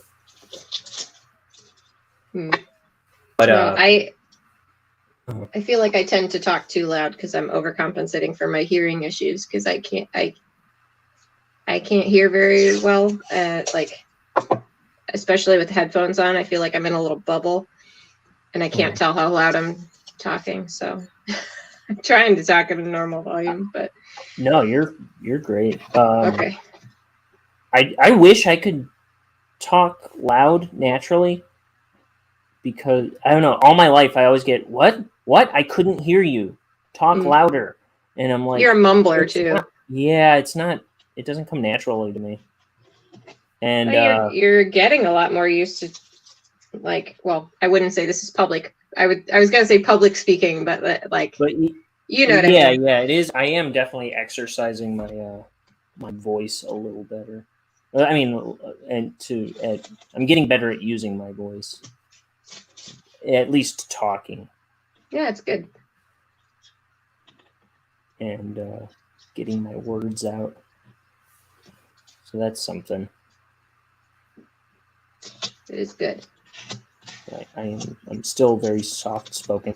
Like there's this show I do sometimes with my brothers on YouTube, and they are just like, they come like firing out of a cannon, like la, la, la, la, la, la, la, like rattling stuff off at top volume, and then there's me like getting a word in edgewise every once in a while, and I'm just like, you can't even hear me in between my two boisterous brothers. And it's like I'm like, dude, I gotta get my act together.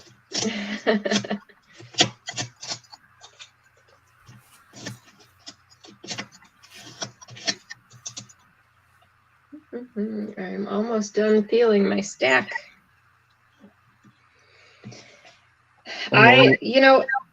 So I guess maybe you can relate to this because you're like inking similar things over and over again, but like I have this problem where like I get to a point where I've made something so many times I don't want to do it anymore.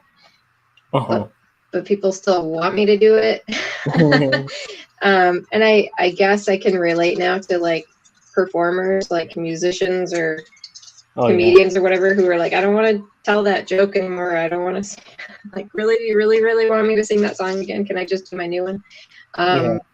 Because these dang keychains, like, they're very cute. I'm very proud of them. I think they're adorable and I love the way they look, but like I'm really tired of making them. And I was trying to look up, I should see if I can find my stats, because I was looking up how many I've sold like ever. Let me see if I can find it. All time. Oh, that's pretty low. Yeah, like it says I've done 125. I've sold, just on my Etsy shop, I've sold 125 of these things. I've sold them in person as well, so that's not how many I've done overall. But there's another one that I feel like I've done more. But just the keychains in general, like those are my best-selling things, and I just keep making them. But I want to do other stuff. I want to do new stuff, but like people just keep asking for these other ones. Yeah. Over and over. Play your hit. Yeah. And I'm like, well, yeah, I'm trying to find, because like every now and then I go and I just look at like my all-time sales for certain things. Okay, so I have a flamingo keychain that I've sold like 117 of them on Etsy, but I also did wholesale orders for those where I was doing like 100 at a time for like a few different people. So that's outside. I've done several hundred of those, and like I just you're like burned out on them.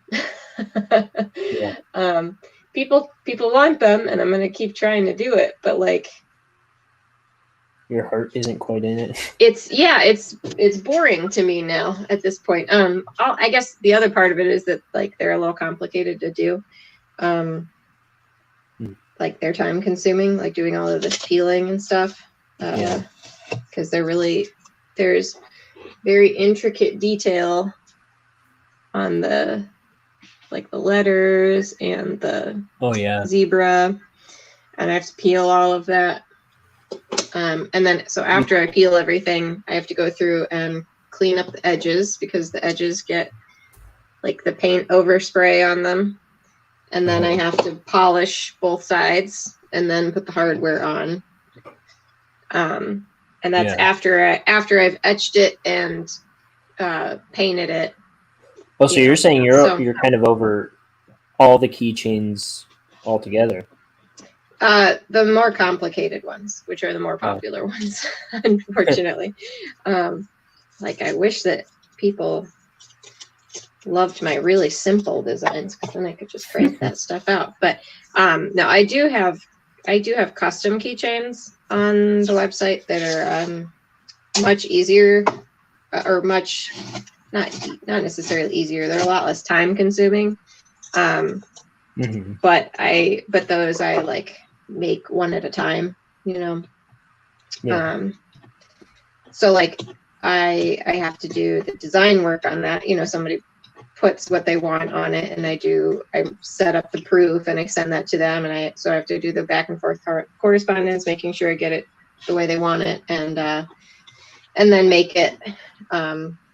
But overall, like I like doing that a little bit better, because it's kind of fun, because every single time it's like I don't know what somebody's gonna say they want on it, and a lot of the time it's really pretty amusing to see what people want on a keychain.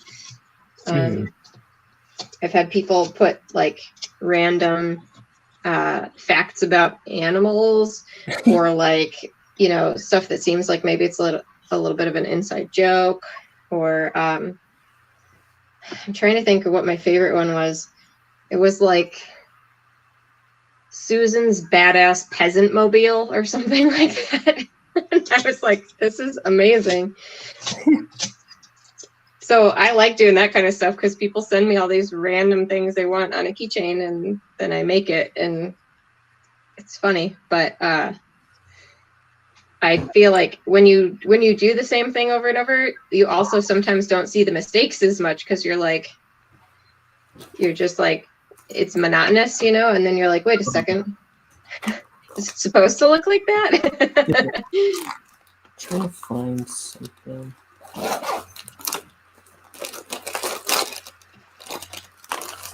Somewhere I have.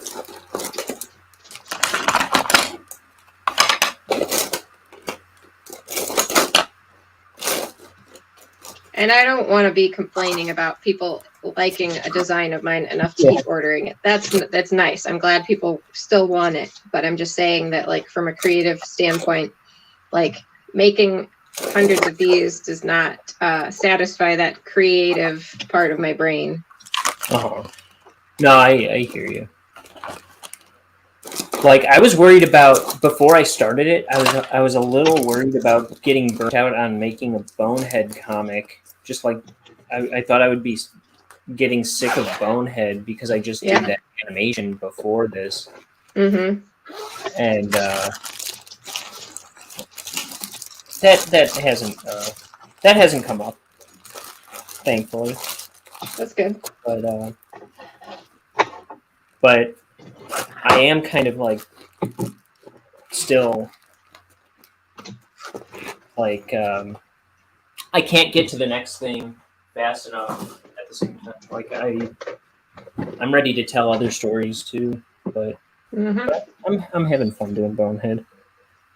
Good.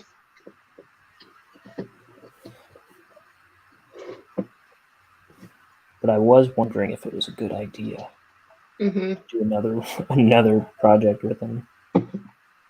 Yeah. I hear you. It is a commitment. Mm-hmm. Like, by the time I'm done, like, coloring this and then lettering it and everything, like, it'll be like at least 4 years, I think. I've just been dealing with this stuff. These same characters.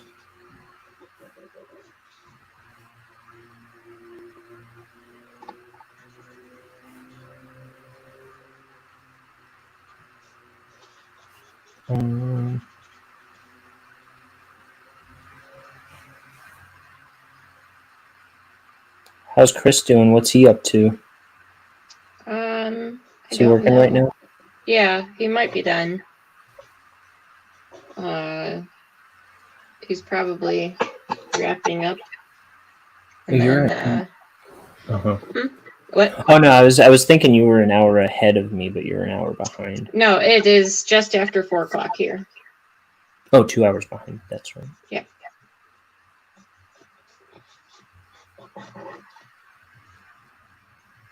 Yeah, so it is a little bit of a challenge. I mean, 2 hours doesn't seem like it's that much time, but like sometimes you send stuff and I'm like, I'm not even out of bed yet. Like I'll hear my phone go off. I'll hear my phone go off and I'm like, oh, Ryan is streaming. Yeah. Sorry. No, it's okay. If I don't want to hear about it, I could just turn it off.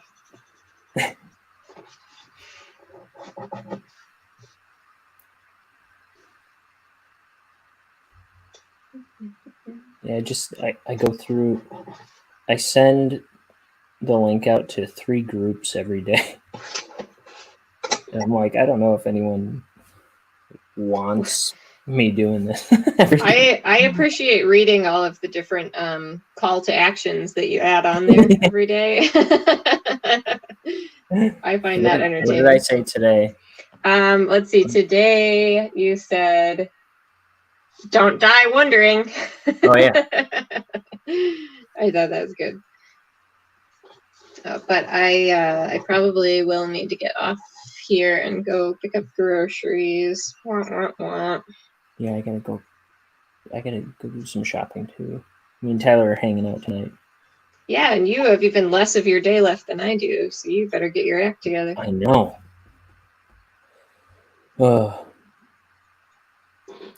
Is Tyler going to have a big party to celebrate his massive life change?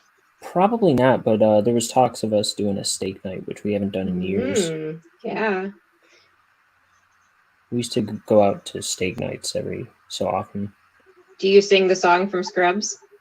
I don't think we ever have, no. We're going to steak night. That is where the idea came from. Steak is such a treat. It is the world's best meat.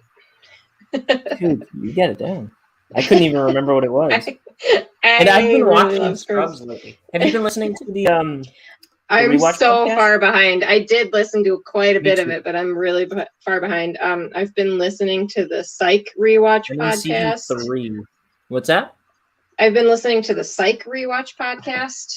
Oh, I don't know nothing about Psych. But yeah. I really Psych trumps Scrubs for me. I really love Psych, so I've been listening to that, and I listened to one called "How Did We Get Weird," which I highly recommend. It's so good. It's Is that with Vanessa? somebody I know? It's Vanessa Bayer, who was on Saturday Night Live, and her brother Jonah. Okay. And it's so good. It's so good.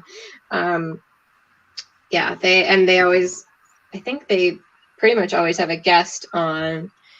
Yeah, it's fantastic. So they've had a few different people, like they had Fred Armisen on. They have a lot of people from Saturday Night Live come on.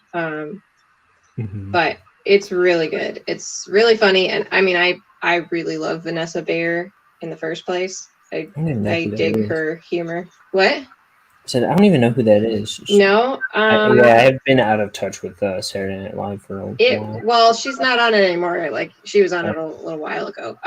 So like, I might recognize her if I saw her. I don't know what years, but like, did you ever watch it when they had that like Miley Cyrus show parody where like Miley Cyrus had a talk show? No, was that a thing? No, it was like. That was just a sketch from SNL Saturday Night Live. Yeah, so Vanessa Bayer played Miley Cyrus as if Miley Cyrus had a talk show, and it was hilarious. But she's in other things, like she's in Brooklyn Nine-Nine, and she has like small roles on a lot of different shows. I think she has a new show coming out right now. I can't remember what it's called. It's like Love This For You or something like that. I just saw a trailer for it. But yeah, she's really funny, and it's just a really entertaining podcast. But I really need to get back to the Scrubs one because I'm so far behind. Yeah, I've been listening to that since about the time it came out in 2020, but so slowly. I'm in season 3, and I think they're on season 6 now. But I'll listen to it I'll listen to like 4 episodes. No, not 4 episodes, but I'll listen to like 2 episodes a day for like a week, and then I'll get burnt out and for a long time. Yeah. And then once you fall behind, it's a little hard to catch back up. But and then always good. That's what we're doing tonight. So that do you watch Always Sunny at all? No, Chris watches that, and Meredith and Chuck are super into that show. But are you watching it because the new season is in Ireland? I did watch it, and the new season was in Ireland, and that was pretty cool. But I mean, are you watching it today because of St. Patrick's Day? Oh no, the podcast. So they're doing a rewatch podcast too, but they seem to get like off track every once in a while. Like the first time that they didn't do an episode, they went in thinking they were going to be talking about an episode, and then one of the guys ended up talking about how he almost got into a fight in the drive-through at a burger place in front of his wife, and in front of his wife is Caitlin Olsen, but in front of her and the kids, and or Dee from that show, but and he just talked about that the whole time. And then so every once in a while now they just do random episodes. I guess this week the episode was they just decided to get like totally drunk and just do whatever the whole time for St. Patrick's Day. And so I think we're gonna watch. Oh, and they recently started making it a video podcast, and so I think me and Tyler are gonna watch that at some point tonight and enjoy that. But I love that show. I love that podcast. Well, I got through peeling all of these and polishing up the edges, and then now I have to go through and polish the surfaces but I got through quite a bit. So pretty soon I can get these back on the website and make some people happy. Let's see, I've got 2, 4, 6, 7 of them. 7 people will be very happy. So is it like, wait, people ordered it, but it's not available anymore? No, I'm like, I have it set up, or I guess I think it's turned off now, or it's about to turn off because I changed my settings. But I've had a thing available so you could do a restock notification. I don't think I currently have any, but like as soon as I put these up, like they go really quickly. I do these in like, this is the size of a batch that I do at a time. Like I only do like 5 to 7 of them at a time and put them up there because of the process of making them. Like it's not something that I can just crank out a lot of because of just the nature of it and how my operation runs. But they go pretty quickly. So these ones and the Mr. Rogers ones. No Land of Make-Believe, I'll remember that one. Yeah, and these are out of stock right now. I need to work on getting some more of those. So it's kind of it's mostly print on demand, right? Then.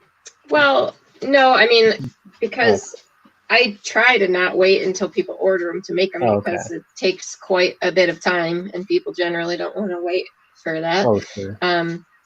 But I put it up there like there's 6 of these in stock now, and then it's like, those will go pretty quickly, and then I got to try to make more and eventually get them restocked. But it just hasn't been my priority, and I it's too bad because they sell consistently, but like I only have so much time that my one self can do things. So, I have to work on like I do events and I have other items that I got to do for people, and that's what I'm so like my ambition exceeds my capabilities, like it just like in how much work I can get done in a day. It's just an eternal struggle. Yep. Come here. I was just on paper designing how I want to, and this is the billionth time I've done it in the past 2 years, but I keep drawing on paper what I want to do with my website. I want to redesign my website. And it always gets pushed back to the very back of my priorities. Yeah. I was doing that at like 2 a.m. last night. After doing everything else. Yeah, it's those random times of the day when you're like suddenly you have the motivation to tackle one of those tasks and you're like, I just have to do this right now at 2 a.m. And who knows if I'll ever even get to doing anything with that.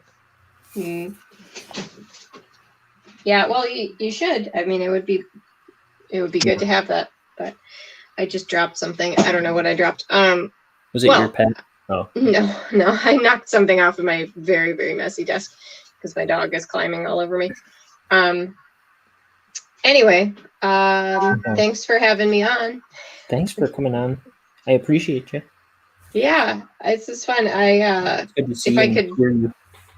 Next time I have something I can work on like this and I can come on and do it at the same time. That'll be good because most of the time it just doesn't work out for me to be on here, but this is very productive. As pushy as I am, I don't want to bully you into feeling like you got to come on here. Actually, so it's good. You should whenever keep being the mood pushy. strikes. You should keep being pushy because it's it's good. You gotta keep getting yourself out there. But so I will talk to you soon. Have a good St. Patrick's Day celebration. You too. Or lack thereof. Yeah, there you go. I'm going to watch some more Wayward Pines and get disappointed. Yeah. All right, I'll see you later. Goodbye. Thanks. Bye. See ya.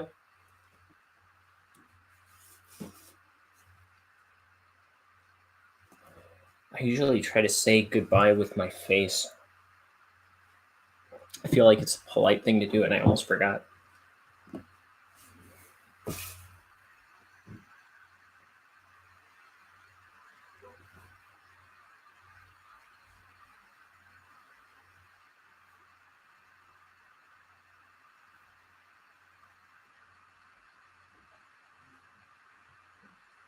Okay, we're getting there. I can't wait to be done with this page and get on to the next thing for the day, which is going to be the grocery store and probably making a pit stop at my parents' house.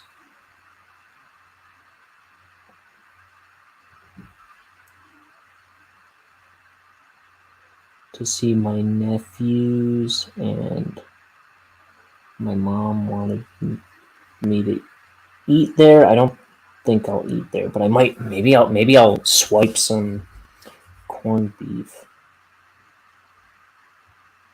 You know, the reason she had her St. Patrick's Day party, well, also it was on the weekend, but anyway, the reason she had her St. Patrick's Day party 2 weeks ago was so that the kids wouldn't be jumping all over my dad, and because he just had his knee surgery.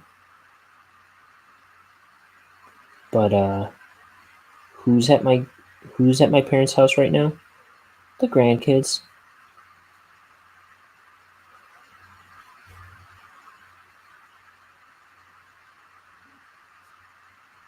Not that I had a problem with having a St. Patrick's Day party 2 weeks ago, but well, both my roommates are home now.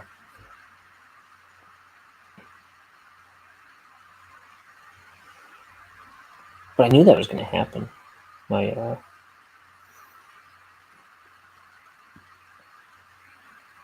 It's like, it wasn't like the kids weren't going to be over there for the next 4 months. So I think tomorrow it'll be 2 weeks since my dad had his knee surgery. Feels like only 1 week. Yeah, it is only 1 week.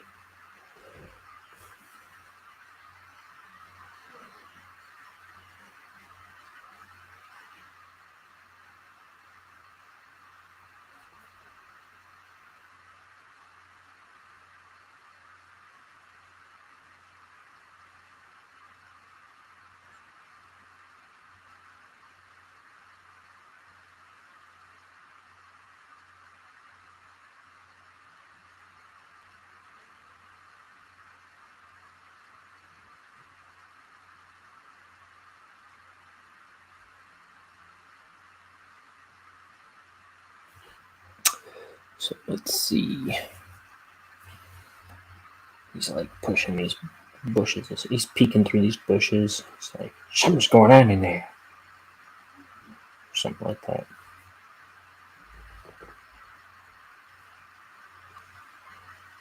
Oh, he says something incriminating. He kind of,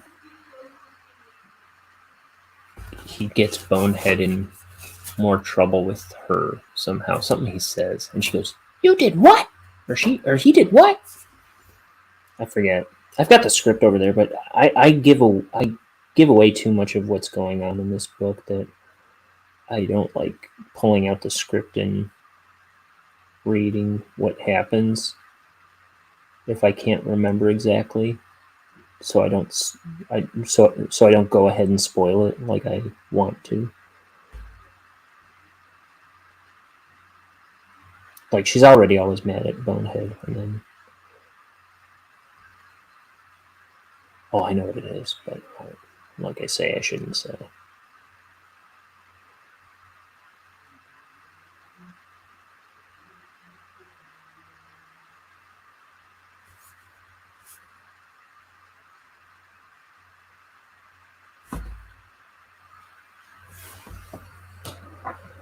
Oh.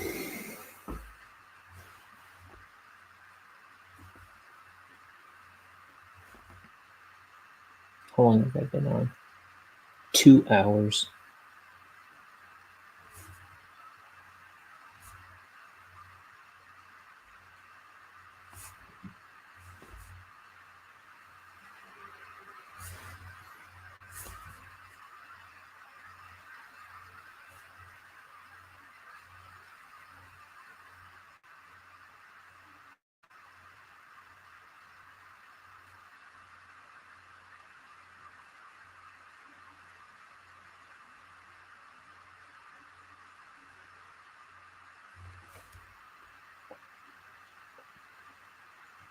Yeah, I made myself a big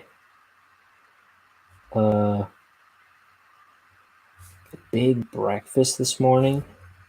I had half a pound of bacon,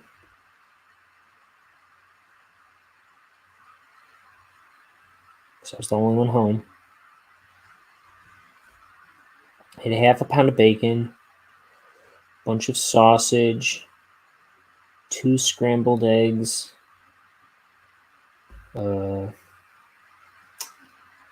on toast.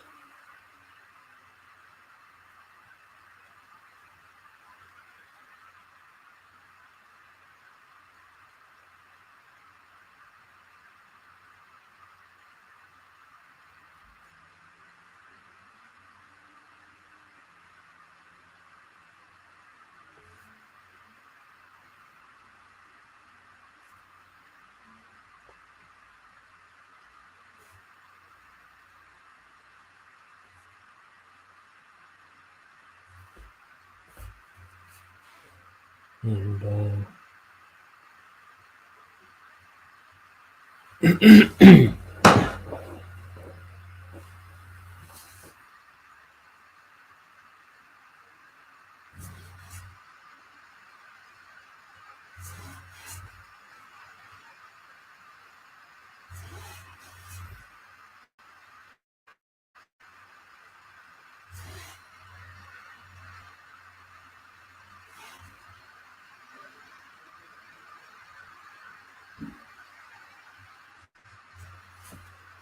okay.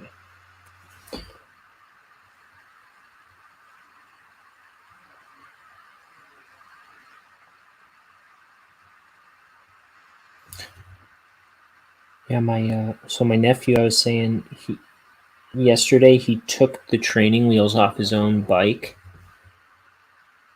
because and then he was offering to rake my mom's yard when they were on the phone earlier. But he was going to charge my mom $100 to do it.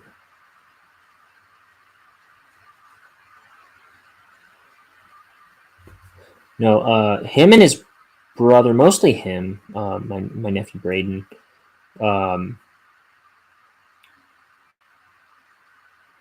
he really likes working with tools and doing technical stuff. He likes puzzles, and he's 5 years old, but he's very clever, and he kind of prides himself on being clever, which is cool because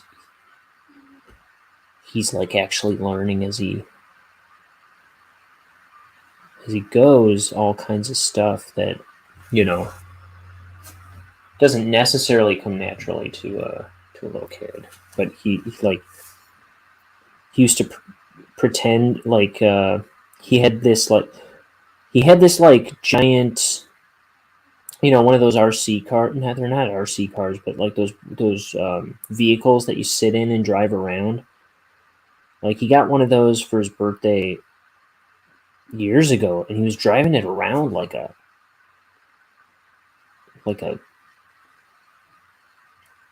boss, real confident and stuff, and making tight turns, and it was just impressive driving for a little kid, honestly. Making tight squeezes and not hitting stuff, and very good doing 3-point turns and stuff. It was dang, this kid slick. It's pulling up to little girls going hop in, baby. Probably, I don't know.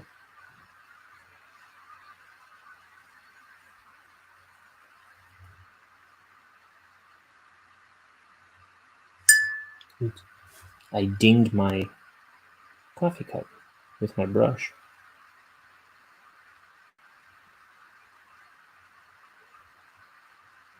I mean, teacup. I always say things like that. There's a bunch of times where I say I need more coffee. It's I don't really drink coffee. I barely know how to make coffee, but I'm usually talking about tea if I say something about coffee.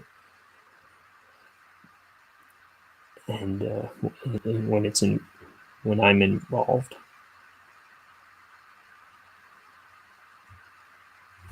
Unless I'm at a hotel or a diner, I'll drink coffee all day.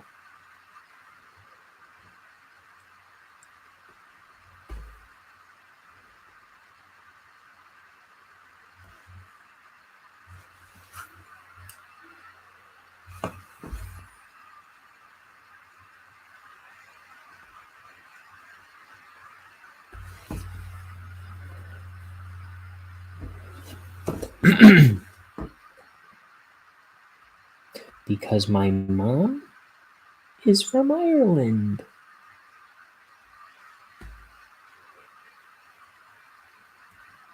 And I was raised on tea. Though my mom drinks plenty of coffee. Well, she drinks more tea, but she always used to drink coffee too. And my dad always drinks coffee. I've been drinking tea since I was like 5 years old.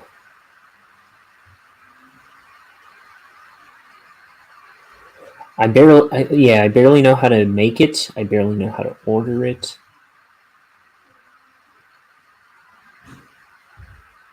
So like if I go to Dunkin' Donuts, I gotta like order some coffee. I mean, I'm sure maybe they have tea that they have on their menu or something, but I don't quite even know how to order tea. I'm kind of a dum-dum. Whatever. I don't care. I just want to do the most straightforward thing. I'll order like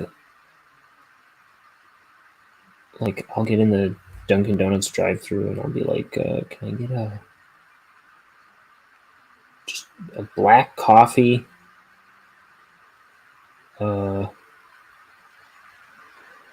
And they'll be like, you want it cold? I'm like, no.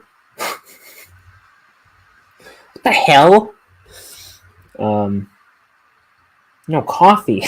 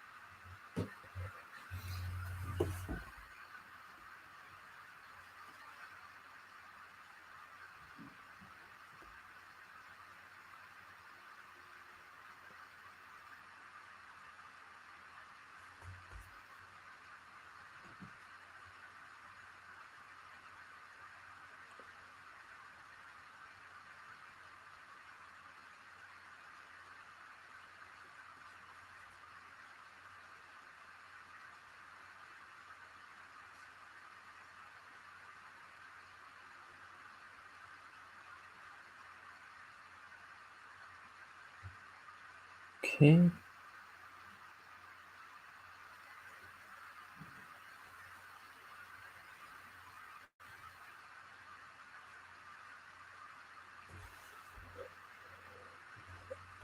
So there's some bushes.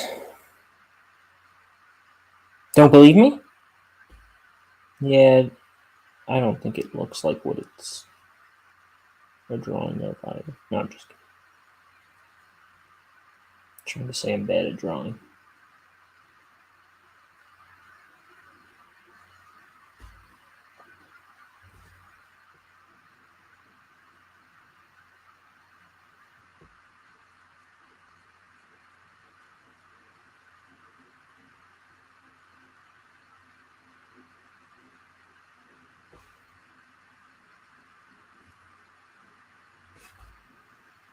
I think I am going to leave this background plain behind him. Plain white. I was debating drawing something in there the other day, or yesterday, or whenever I did the panels. But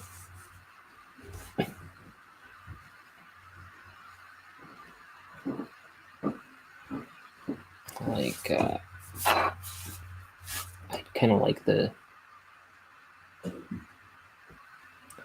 I don't know. It's the first time in this book that I've had no real background, and I think there's some comics that use that a lot. I thought it kind of worked, especially because she pokes her head in here in this panel. And besides, he's going to be talking. There's going to be somewhere for a dialogue balloon to go. Speech bubble.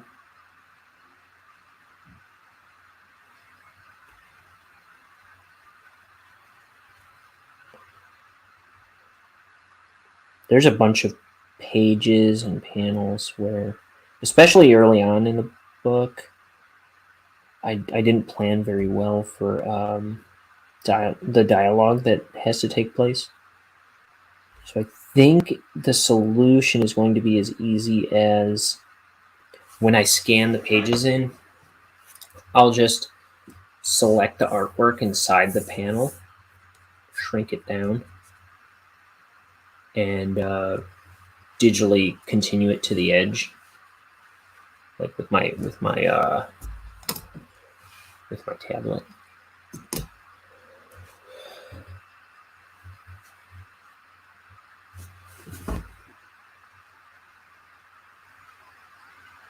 So it shouldn't be the end of the world. Something I'm always trying to make a point of when I'm doing these inking shows, it's like you can run into all kinds of mistakes, which is something that used to intimidate me into not starting projects all the time. But it's like there's plenty of mistakes that you can make, but there's always it's nothing to be afraid of. There's always solutions for it. And that's what you got to kind of get used to thinking about. It's like, I mean, the whole project, any project you work on, everything is going to be just like, it's all problem solving start to finish anyway. So it's like, it gets to a point where you're like, there's no reason to be afraid of like all these things that you might be anticipating going wrong. It's like once you're in the thick of a project anyway, it's like business as usual. Like, well, I'll just do this.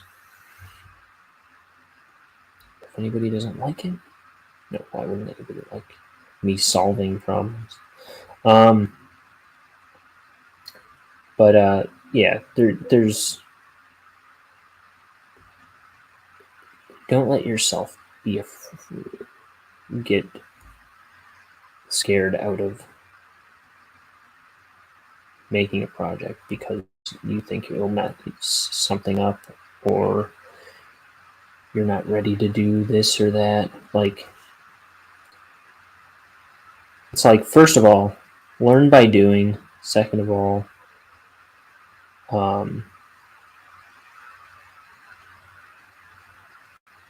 professionals have been making mistakes for years. There's workarounds for everything. And I am by no means a professional at this. It's my first real go at making a comic. And if I can do it, anyone can do it. Especially if you like, I don't know, if you've been working with ink and brush, or if you've been working with traditional tools for a long time, you can do what I'm doing. Because I've only been using ink and brush for like maybe 4 years at best. And I've only really been leaning, I don't know, it hasn't been long. I just dove into it and started giving it a whirl, and I just kept doing it even though I kind of stunk at it. And it probably helped that I was watching artists do it for a long time. I like watched how they did their problem solving, and like Doug TenNapel, I watched ink maybe 3 or 4 books. Yeah, 4 books. I watched him do one digitally on Facebook. He was doing his Jacobot one that he hasn't released yet. He did that one digitally.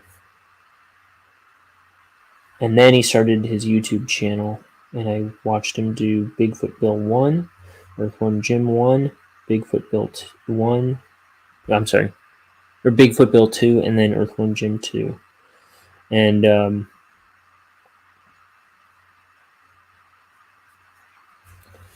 I learned a lot just from watching him. But I'm in a way, I'm kind of glad that his channel is gone, because it was getting to be a distraction. Like, I was just watching YouTube all the time instead of doing... I mean, it was kind of like preoccupying my attention. And I had learned everything I needed to know at that point. It's like... Well, that's not entirely true, because I would put stuff like that on in the background while I just listened to it, and then I would just look up every once in a while, see what was going on, head back down, and keep working.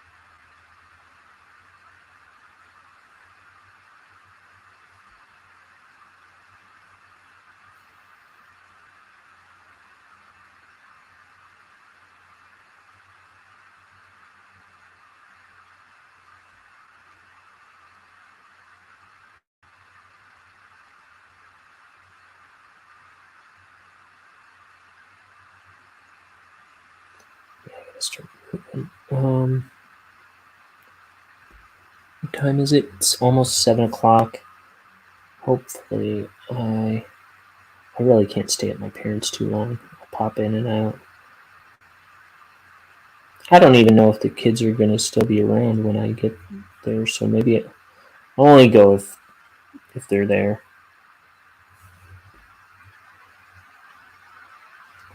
Because I can't keep my roommate waiting all day either.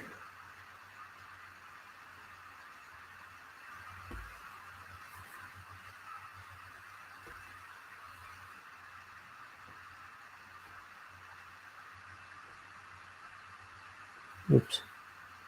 A little hairy.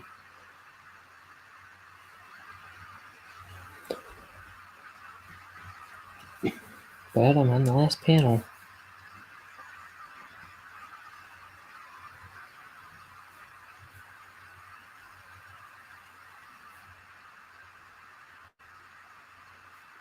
He did what? Oh, my bad. Oh, hey, Crimson. How's it going? Inkin's coming along is the last panel for the day. Is it St. Patrick's Day on the other side of the world?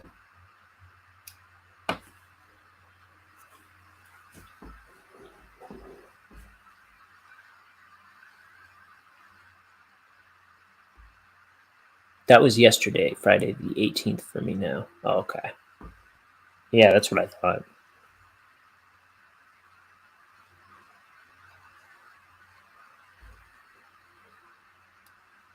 Do people celebrate that much there?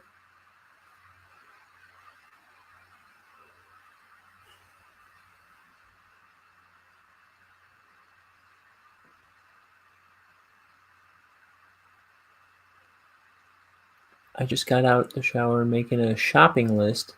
Got physio this morning and hoping to grab a few things from the shops after. Yeah, I gotta go shopping in a second once I finish this page.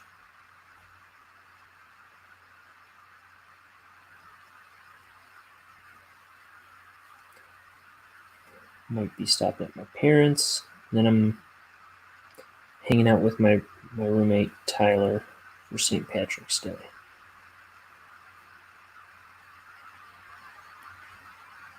So, oh dang it. Every day. I gotta mute this for a minute.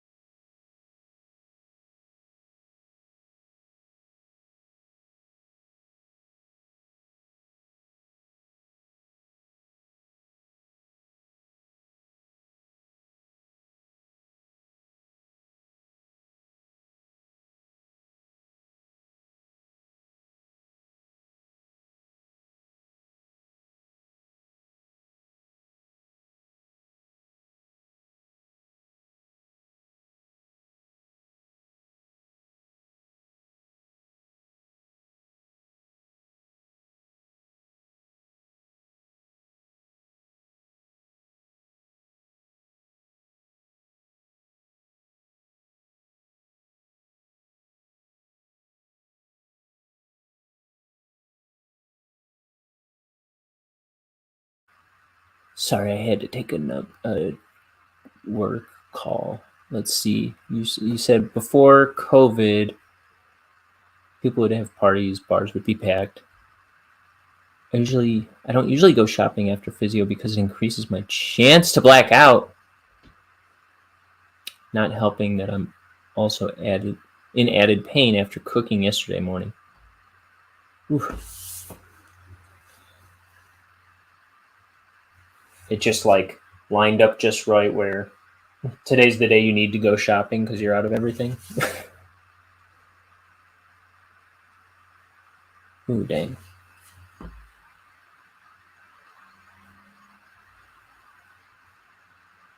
Well, I hope you don't black out.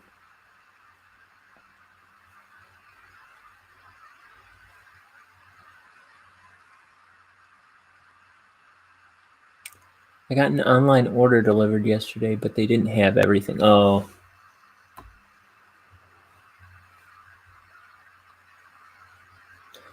Yeah, my one of my roommates, she was expecting it's a HelloFresh, where you pick a bunch of meals in advance and they send you all the ingredients and you're able to like,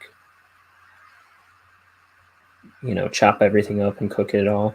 I think it was like last week or so, she was expecting a delivery and it never showed up. Yeah, it was like over a week ago. And this lady came to the door today and I think my friend, she already got a refund on it. But this lady came to the door today and she's like, "Oh, I got this package delivered to my house, but I see it has your address on it. I just don't go outside very much, and I opened the door and it was sitting on my porch. So hopefully there's nothing too perishable in there." I was like, "It's like meat and stuff. I hope it's still cold." But the ice pack in there was still frozen and cold. I don't know. It seemed like it was not bad, but she might, if it isn't, she might want to cook it sooner rather than later. Oh, you were saying... And the store we are going to is meant to have my coffee on special, and I'm down to my last iced coffee's worth of coffee. I need my coffee. I was just talking about coffee, how I don't know how to order it or make it very well, because I just make tea all the dang time. But if I'm at a hotel and they've just got a coffee maker, I'll like get out a couple of sticks and like bend a paper clip and I'll make it happen.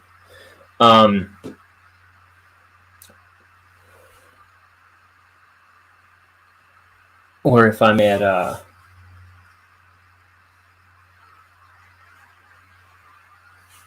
diner and they're just bringing cup after cup of coffee, I'll drink coffee all day. But usually I just drink cup after cup of tea. Coffee depends on your taste and how you like it. That's the thing. I don't even know how... I don't know how to order coffee. Like, if I go to Dunkin', I was saying I'll just order regular black coffee.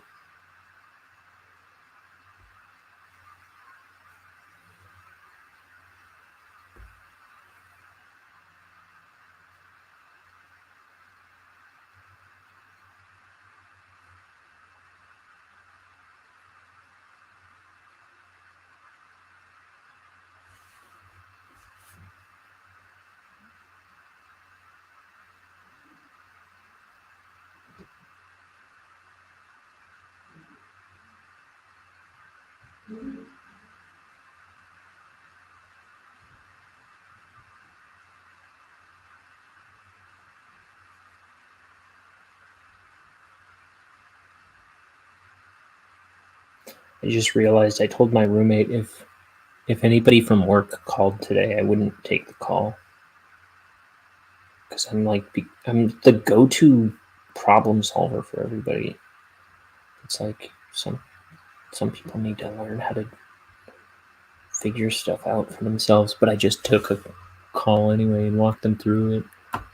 Anyway, I like coffee always, but when I changed my eating habits, I wanted a daily treat so I didn't feel like I was missing out. Oh, okay.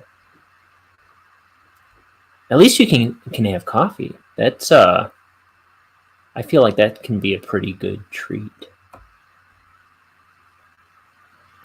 I know how that feels. Everyone comes to me to fix their problems. Yeah, I've been at this job for... In the summer, it'll be 18 years. So I've been there a long time. It's like... I was just talking to my buddy about this yesterday. It's like... It feels like it's getting harder and harder to find people who are like self-sufficient or get to be self-sufficient after a while. It's like good help is getting harder and harder to find. Not to say anything about that guy in particular, but it's everybody. Everybody's like that. It seems like they just need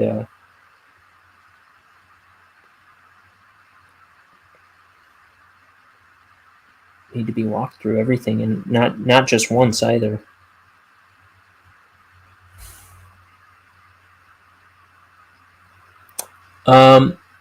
No, what kind of work? If it's not too bold to ask, I work at a drugstore, Walgreens.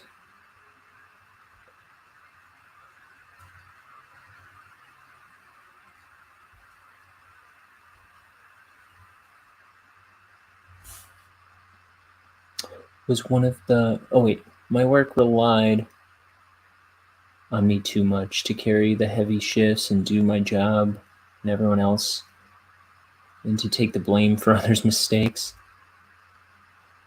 Was one of the leading pushes over the line for me. Drugstore, that's like a pharmacy. Here we call them chemists. Yeah, we're like so it's like like the grocery store end and the pharmacy end. I used to help out more in the pharmacy. I didn't pass my I was supposed to take a test to secure to get a license, to be licensed back there, and then once I didn't pass the test in time, shortly after my my license expired to do a lot of the helpful stuff back there. So I still go back there and I do what I can to help out in the pharmacy, but I don't do all the fun stuff I used to do, like count bills, and I don't know. I can only do so much pharmacy stuff anymore. But I mostly work on the retail, or the front end of the store.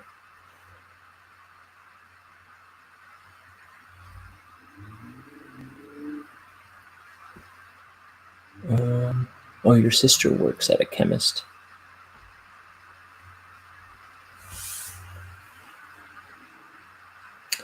That is interesting.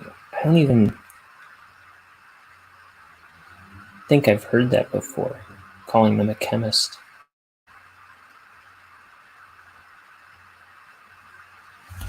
It sounds so sophisticated.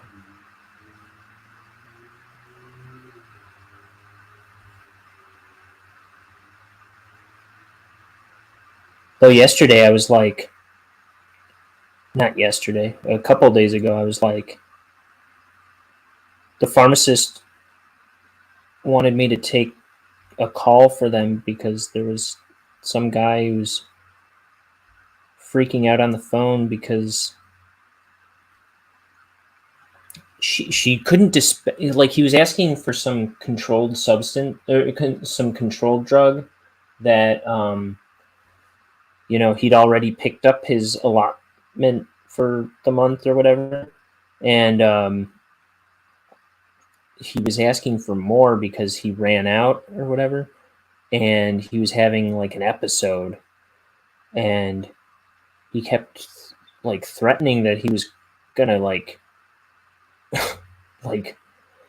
he's like, well, that's going to be on you if I paint the town red tonight. Because I was like, we can't dispense more. You have to call your doctor, and he has to contact us in order to give you more of this medication. And I was trying to talk this guy down and walk him through what he had to do to get an emergency supply or whatever it was. And I was like, I certainly can't be overriding the pharmacist's decision. What they're legally allowed to give you. And he was he wanted us to call his doctor, but it was like something where he was going to have to talk to his doctor about getting more, and that's all there was to it, really.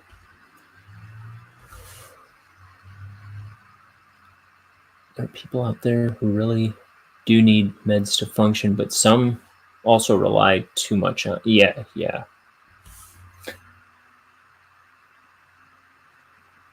And he sounded like he had probably just taken a bunch of his like I don't know, something. Like he sounded like he was on something as he was talking to me. So it's like he was probably abusing his medication like as we were speaking, you know what I mean? Which is why they have limits on what you can get.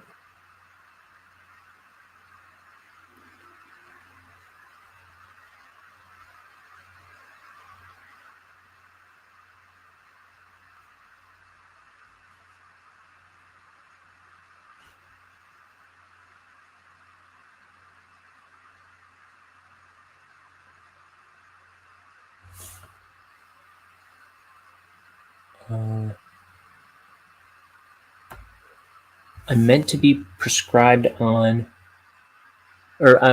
prescribed pain meds daily, but I only take them when I need a break because of how I react to the drug. Yeah, I think you were telling me about this and how my body responds to long-term meds. And I don't want to get used to these ones and end up requiring stronger ones. I've been on morphine before, and I never want that ever again. I just wish I could smoke or eat edibles. It would help me with all my mental and physical problems. Yeah, I think that's what a friend of mine has been doing lately for like pain in her legs, I think. I used to get it from friends, but it's risky to get it here. Oh, it's still like, is it not legal there? Here it's legal, so like everybody and their mother is doing that all the time now.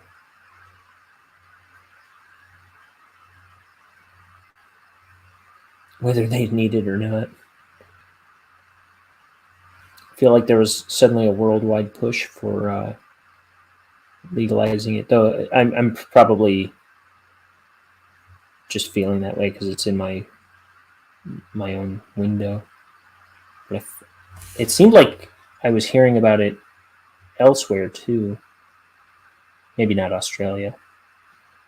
Ow, my face!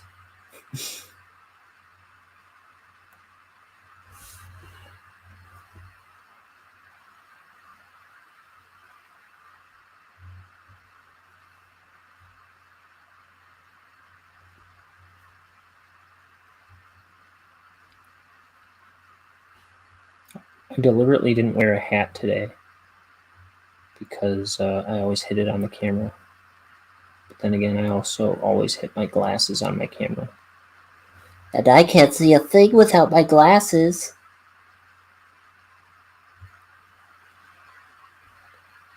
That's my Velma voice.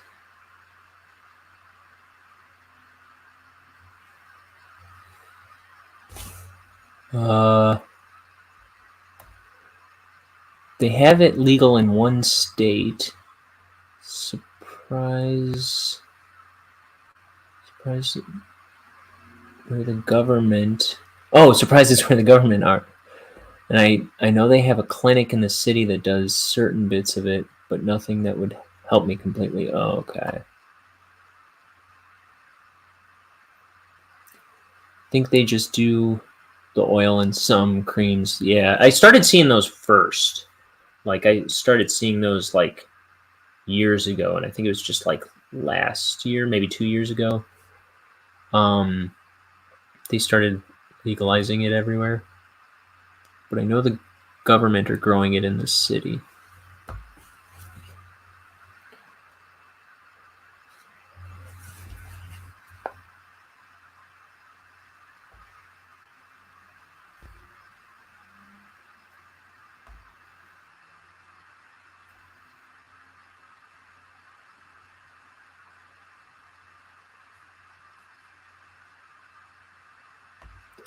When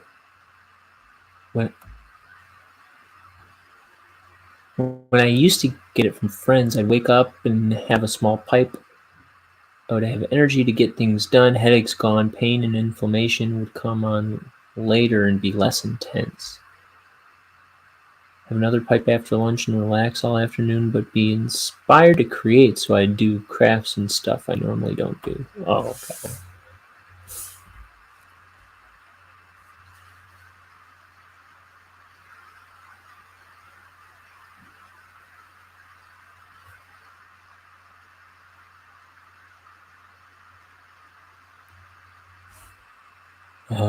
Have a few pipes, let me see, before bed and sleep, and get a solid sleep for a good 8 hours awake without feeling tired and actually feeling rested.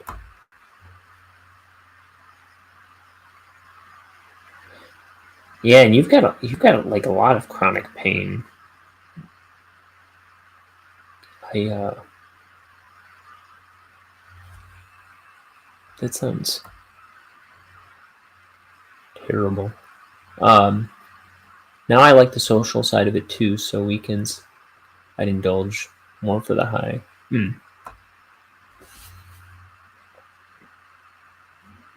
See, when it comes to that side of things, I would just rather have another beer. Like personally, like I've done it. Not anytime I've done that, I always find myself thinking like I should have just had another beer or something, like. And so I smoke cigars once in a while. I've been trying to knock that off too, though. So I was smoking a lot of them in like 2020 and 2021, probably 2019 too. And I don't know. Now I'm just worried about my health. I'm just paranoid. I never really smoked anything very much before I started smoking cigars all the time. I'm less likely to be naughty when I'm high too. I get in trouble if I drink too much. Yeah, that's a good point.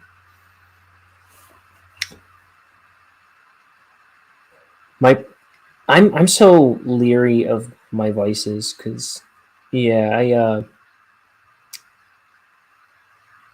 I'll drink alcohol, but it's like so often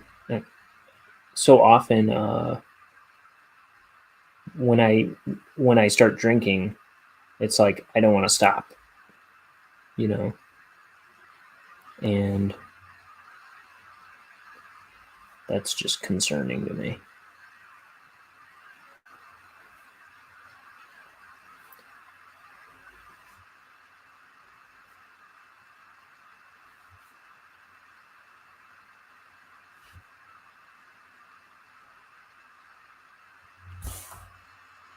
I used to smoke cigarettes, but I quit 3 times, but 28 after a year of almost endless pneumonia and almost dying. I quit, but weed doesn't affect my lungs like cigarettes do. Oh, okay.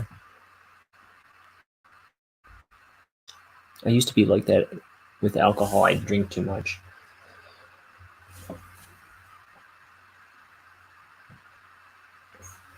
Like, I usually don't get into trouble or anything like that. I just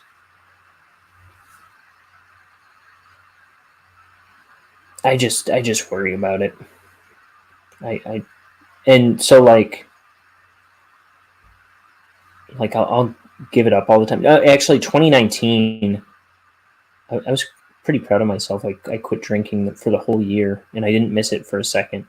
And then when 2020 started, like New Year's, I was going to have some drinks with my roommate, and like I had bought all this stuff, and I was sitting there with a shot in front of me, and I was like, I feel like I shouldn't. I feel like it just like felt wrong to be about to take a drink, but I did. But it was like, it was a successful year. It was I did it mostly to be more productive, and I was working on an animation that year.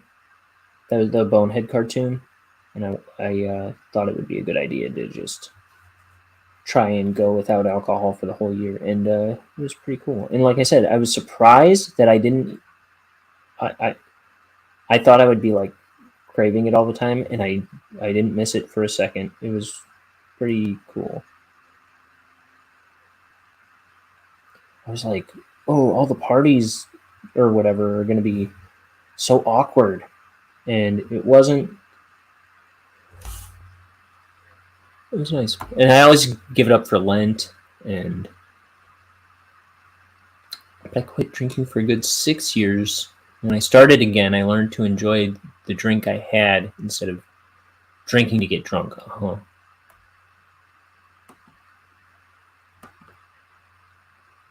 When I say naughty and get in trouble, I don't mean bad stuff. Yeah. No, I just mean like, yeah, no, I know what you mean. Like I'll get obnoxious and from time to time, but usually I feel like I don't get too, I don't know. Like I might be annoying or something, but I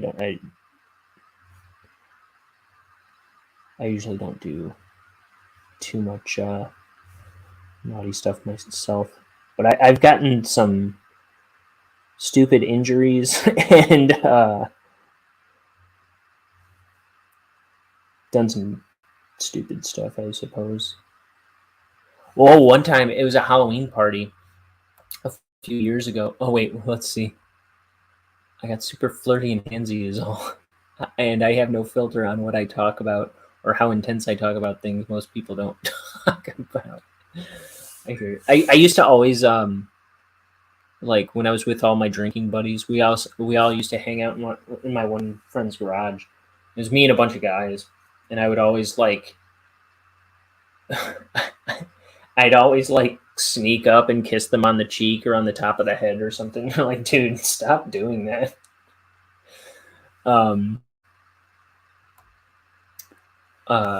What was I going to say? Oh yeah, a few years ago, I was at a Halloween party, and I was actually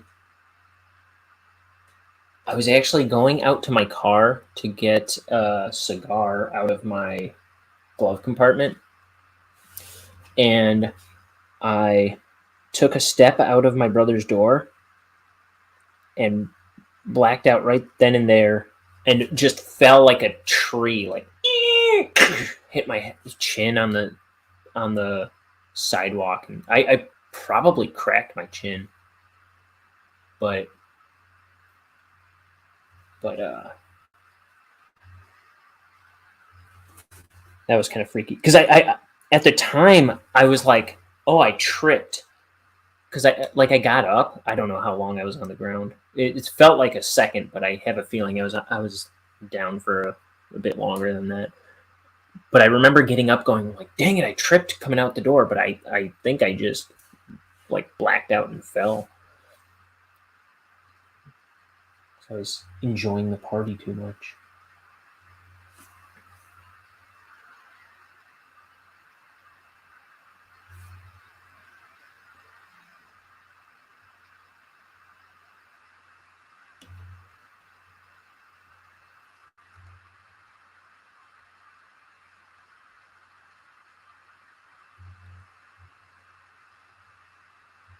Okay. Yeah, those are too bold. Got too much ink on this brush to be doing.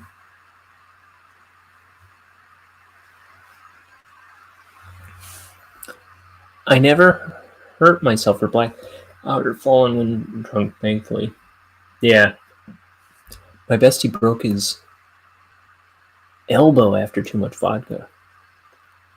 Showing off, jumped a fence and tripped on in a hedge or something. I remember one time my brother was it was some other party with all my brothers and sisters, and I don't know if he was probably drinking. He jumped over a wooden fence, and I think he like was trying to dive over it, and he, you know how they have the peaks on each plank. He like snapped one of those off on his body, and he has this huge gash on his abdomen.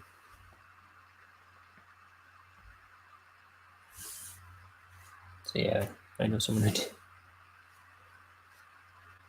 did something like that.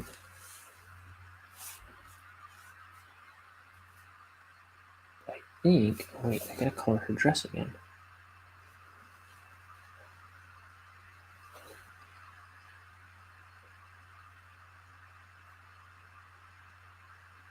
And her eyes.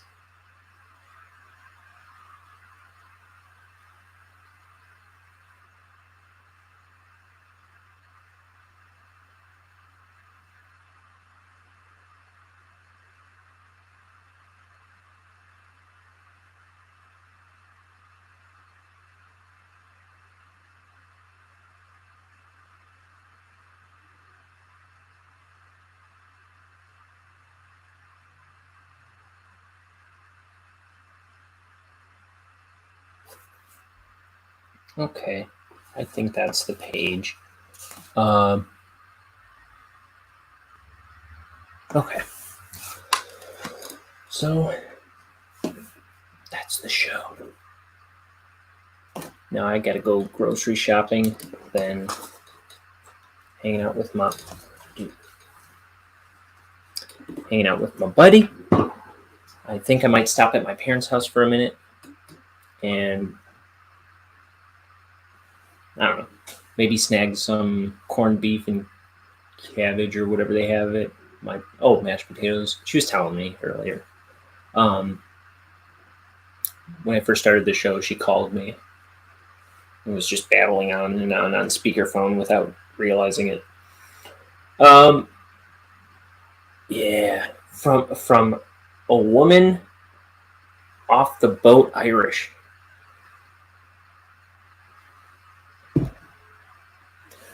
Anyway, good to see you, Crimson. Thanks for stopping by. I'll see you next time. I should be able to do...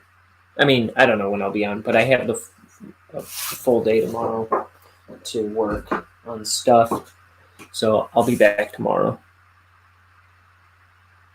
I don't know. My roommate's texting me something, so I think it's time to get moving. But thank you. Good to see you. Adios. This has been Ink the Book Show with me, this guy. I thought I was hitting the end broadcast button, but I wasn't.